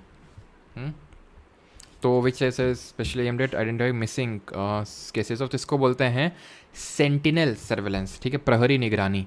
Sleeping sickness is a vector borne disease, तो वेक्टर क्या होते हैं, वही पैथोजन जो मैं बोला था ना, उन्हीं को वेक्टर बोलते हैं, वेक्टर बोलते हैं, ठीक है। तो vector borne disease cause by the infection of which the microscopic parasite of the species. तो जितनी भी हमारी जो डिजीजेज होती हैं जो हमने आज पढ़ी वो वेक्टर्स या फिर पैथोजेंस की वजह से होती हैं। वाइटामिन्स वाले वो कल पढ़ेंगे हम, ठीक है। तो स्लीपिंग सिकनेस की अगर बात करें तो ट्रिपैनोसोमा प्रोटोजोआ होगा और सेसे फ्लाइज इसकी कैरियर होंगी। तो ऑप्शन नंबर ए यहाँ पे सही आंसर हो जाएगा। और एक चीज़ मैंने आपको नहीं बताई है, एंड दैट इज़, बताई तो थी लेकिन उसको लिखवाया नहीं है, एक्ने आपकी बैक्टीरियल डिजीज़ होती है और स्टैफिलोकोकस बैक्टीरिया होता है इसके लिए रिस्पॉन्सिबल होता है। स्टैफिलोकोकस बैक्टीरिया इसके लिए रिस्पॉन्सिबल होता है मुहासे के लिए, एक्ने के लिए, ठीक है। 14th, which is an inherited blood disorder that affects the hemoglobin gene and results in an ineffective erythropoiesis। Inherited होता है, जेनेटिक होता है, ब्लड डिसऑर्डर होता है। क्या मैंने आपको बताया था, थैलीसीमिया बताया था ना, ऑप्शन नंबर बी, जो ब्लड को इफेक्ट करता है। बी करो जल्दी से। अल्जाइमर, डिप्थीरिया, गोनोरिया और मम्स, जल्दी से करेंगे और आंसर करेंगे इसका। हाँ, चियान, रिजुल, पीयूई, मिरिंडा, मिश्रा, अंकिता, अनुपम, मानसी, राधे राधे, विवेक, सबका सही है।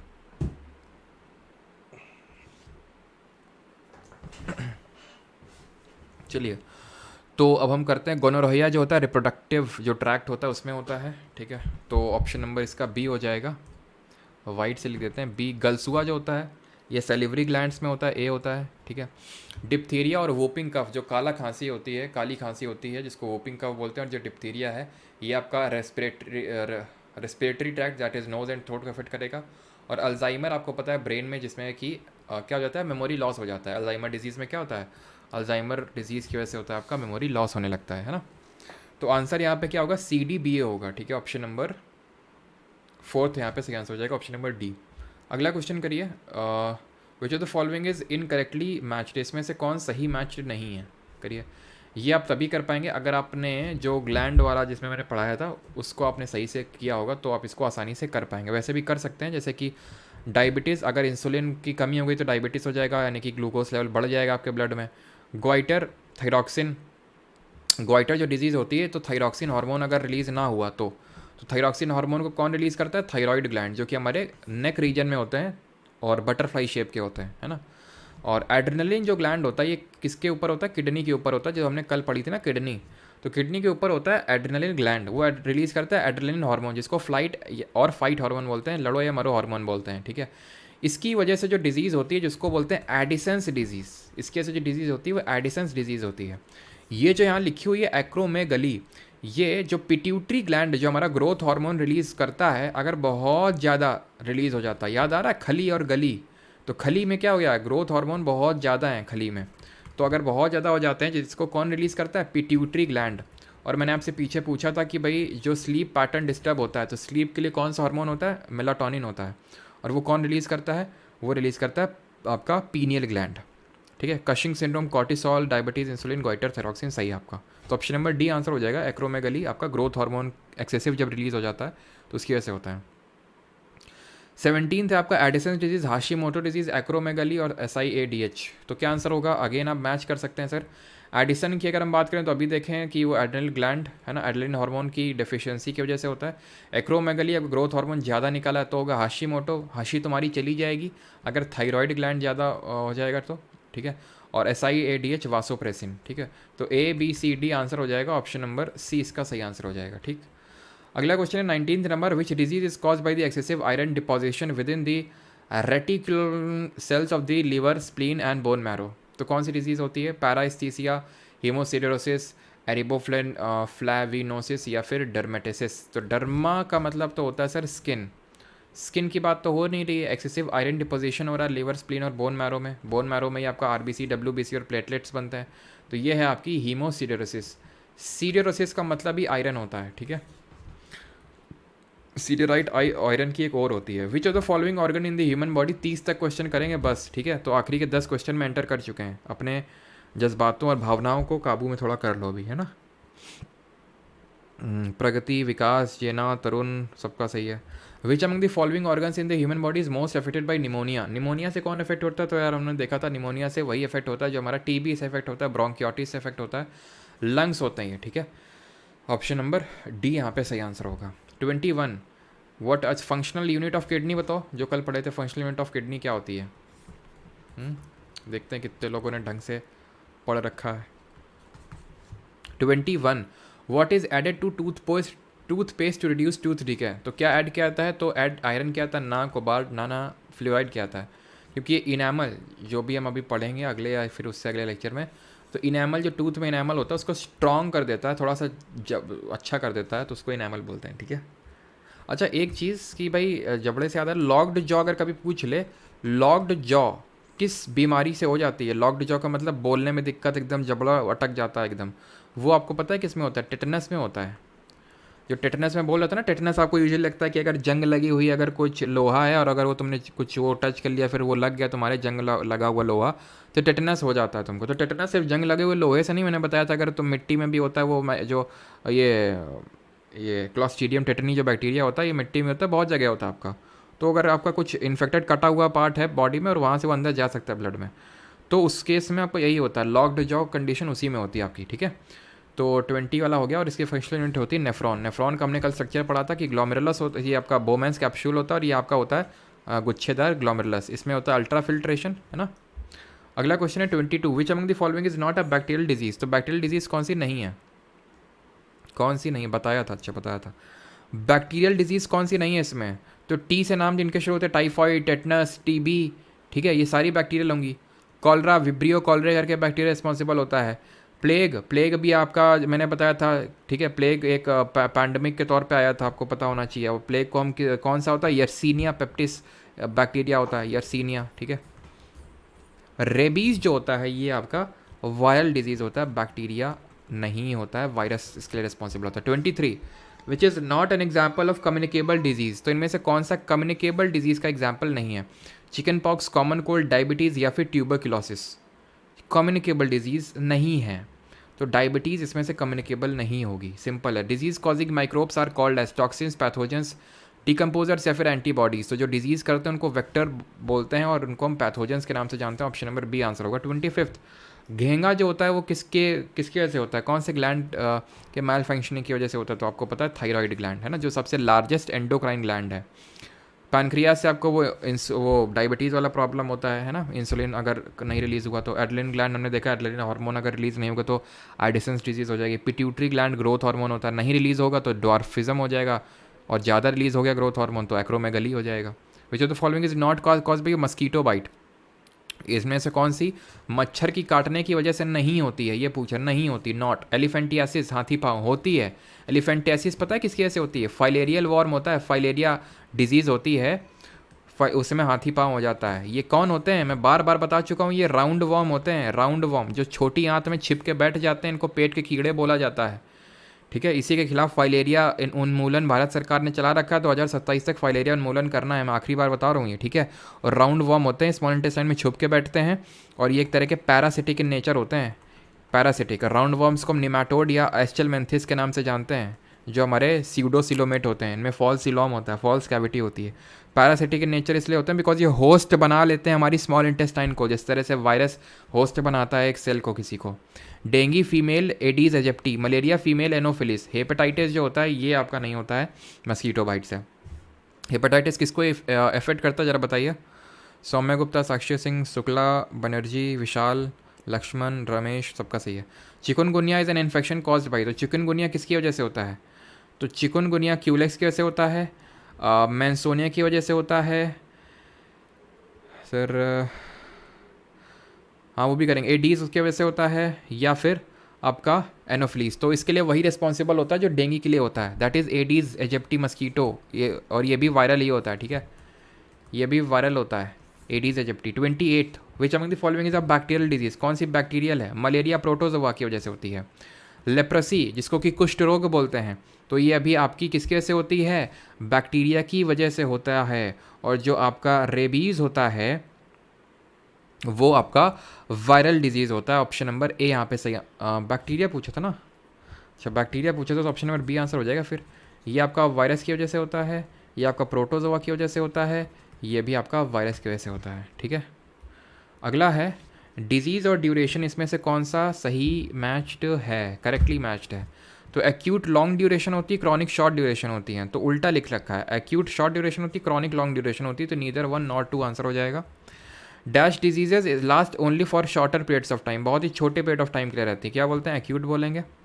Which of the following is cause by fungus, fungus में हमने क्या किया था, बरसा याद किया था, बार्डनेस, अस्थमा और रिंग वॉर्म और स्केबीज और athletes foot.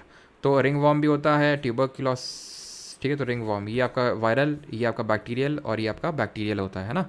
Which of the following is a viral disease, तो वायरल कौन सी, चिकन पॉक्स वायरल हो जाएगी, ठीक है, माइकोबैक्टीरियम ट्यूबरक्लोसिस बैक्टीरिया है, वोपिंग कफ जो काली खांसी है, बहुत खांसी आती है, बैक्टीरिया है, मलेरिया आपका प्रोटोजोआ है। चलिए सर ये जल्दी से आंसर करिए। सेक्शुअली ट्रांसमिटेड, 2 क्वेश्चन और करवाएंगे बस, 2 क्वेश्चन, 2 से ज़्यादा नहीं करवाएंगे, ठीक है, 2 से ज़्यादा नहीं करवाएंगे किसी भी हालत में। तो sexually transmitted diseases are infections transmitted from an infected person to an uninfected person through sexual contact, बिल्कुल बात सही। HIV यानी human immunodeficiency virus, human papilloma virus, hepatitis B मैंने बताया था, हेपेटाइटिस A जो है फूड के थ्रू फैलता है, हेपेटाइटिस B सेक्शुअल कॉन्टैक्ट के थ्रू बॉडीली फ्लूइड से फैलता है, ब्लड हो गया, सीमेन हो गया, तो ये रिस्पॉन्सिबल होते हैं STD के लिए। दोनों ही आपके सही हैं, अगर हम देखें तो दोनों ही सही हैं, ऑप्शन नंबर सी यहाँ पे सही आंसर होगा, both A and B are correct. 34th, ये प्लांट की डिजीज से क्वेश्चन बन गया है। सिट्रस कैंकर वायरल डिजीज है, rust of wheat fungal disease है। तो सही आंसर यहाँ पे क्या होगा, सही आंसर होगा यहाँ पे option number C, sorry A होगा, क्योंकि दूसरी वाली सही है, ठीक है। सिट्रस कैंकर वायरस वायरल नहीं है, रस्ट ऑफ व्हीट आपका फंगल डिजीज़ है। फंगल डिजीज़ में अगर मैं और बात करूँ तो जैसे कि विल्ट होती है, विल्ट हो गया, ठीक है, एक ब्लाइट होता है, ब्लाइट, ठीक है, और एक होता है आपका रस्ट होता है, ठीक है, लिख क्यों नहीं रहा भाई ये, रस्ट होता है, ठीक है, ये आपकी होती हैं ये, ठीक है। एंड अगर बात करें वायरल कौन कौन सी होती हैं प्लांट्स में, वायरस की वजह से कौन कौन सी होती हैं, तो एक मोज़ैक डिजीज़ होती है प्लांट में, ठीक है, और होती तो बहुत सारी हैं, एक रिंग स्पॉट करके डिजीज़ होती है, रिंग स्पॉट, स्ट्रीक करके डिजीज़ होती है, तो ये सब होती हैं, ठीक है, क्लियर। और बैक्टीरिया की वजह से भी देख लेते हैं, बैक्टीरिया की वजह से कौन कौन सी होती हैं यार, बैक्टीरिया की वजह से भी इक्का दुक्का देख लेते हैं, जो इंपॉर्टेंट वाली हैं, वैसे उतनी ज़्यादा इंपॉर्टेंट होती नहीं है, ठीक है। स्कैब्स हो गई, ठीक है, और स्कैब्स के अलावा स्कैब्स के अलावा ये जो कैंकर होती है ये आपकी बैक्टीरियल हो जाएगी, ठीक है, ये जो कैंकर हो गई ये आपकी बैक्टीरियल हो जाएगी, ठीक है, तो 2 आप याद कर सकते हैं। आगे बढ़ते हैं, आखिरी क्वेश्चन है, dash is a technique to in which cancer cells are damaged with the radiation while emitting the harm limiting the harm to nearby health issue, तो क्या बोलते हैं इसको, कीमोथेरेपी बोलते हैं। बाकी यार आप क्वेश्चंस करेंगे, ठीक है। चलिए तो ये आपके लिए होमवर्क है जो आपको बैच में PDF अपलोड हो जाएगी, ऑलराइट। आज हमारे विलेज में फाइलेरिया का टेस्ट हो रहा है, अच्छा, टेस्ट किस तरह से हो रहा है नवदीप बताओगे, दवाई ववाई भी खिलाई जा रही होंगी है ना, सर जल्दी करो मुझे इजराइल जाना है, तो निकलो तुम, रोका किसने हैं, चलो बताओ जल्दी से नवदीप कैसे क्या टेस्ट हो रहा है, दवा ववाई खिलाई जा रही होंगी है ना। आप लास्ट में कुछ टिप्स देने वाले थे यार, कल दें, भूख लगी है कल दे दें क्या, बताओ, भूख लगी थी यार जोर की।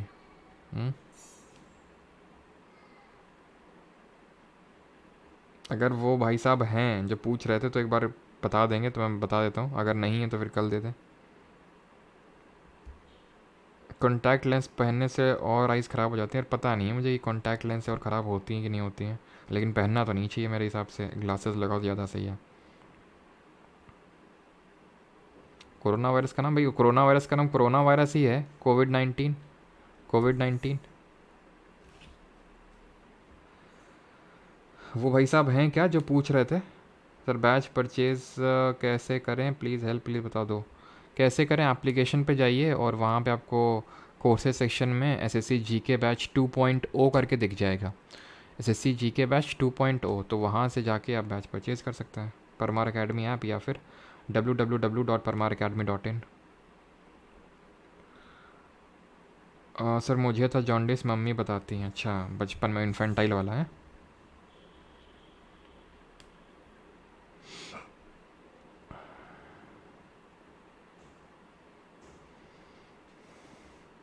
सर फर्स्ट डे कैसे स्टार्ट करें? देखो यार, कोर्स में अगर आप हैं तो कहीं से भी स्टार्ट कर लीजिए, ज़रूरी नहीं कि जो मैं पढ़ा रहा हूँ वहीं से स्टार्ट करना है। जो आपको अच्छा लग रहा है, polity, geography, history, physics, economics, जो अच्छा लगता है तुम्हें, या अगर तुम्हें लगा हमें पता नहीं क्या अच्छा लगता है, देख लो सबका एक एक दो लेक्चर उठा के देखो, जिसमें तुम्हारा मन रम जाए उससे वो उठा लो, तुम उससे स्टार्ट कर दो, क्योंकि वो जल्दी हो जाएगा, कॉन्फिडेंस बिल्ड करेगा, ठीक है।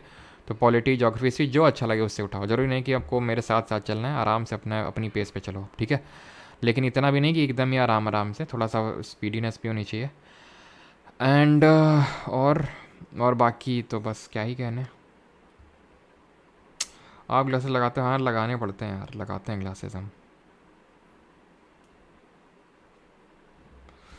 चलो भाई, ब्लड टेस्ट सैंपल से हुआ? अच्छा, नवदीप ब्लड टेस्ट ले रहे हैं, अच्छा। रजत कंबोज जी, क्या गाइडेंस लेना बताइए। सीपीयू अपडेट कल भैया, संडे को, परसों है ना संडे, तो कल परसों बताएंगे कायदे से, एकदम नहा धो के आना मस्त एकदम, ठीक है, परसों बताएंगे। बायो कब ख़त्म होगा? 2 लेक्चर और बचे, मंडे ट्यूसडे ख़त्म, फिर केमिस्ट्री स्टार्ट करेंगे, है ना।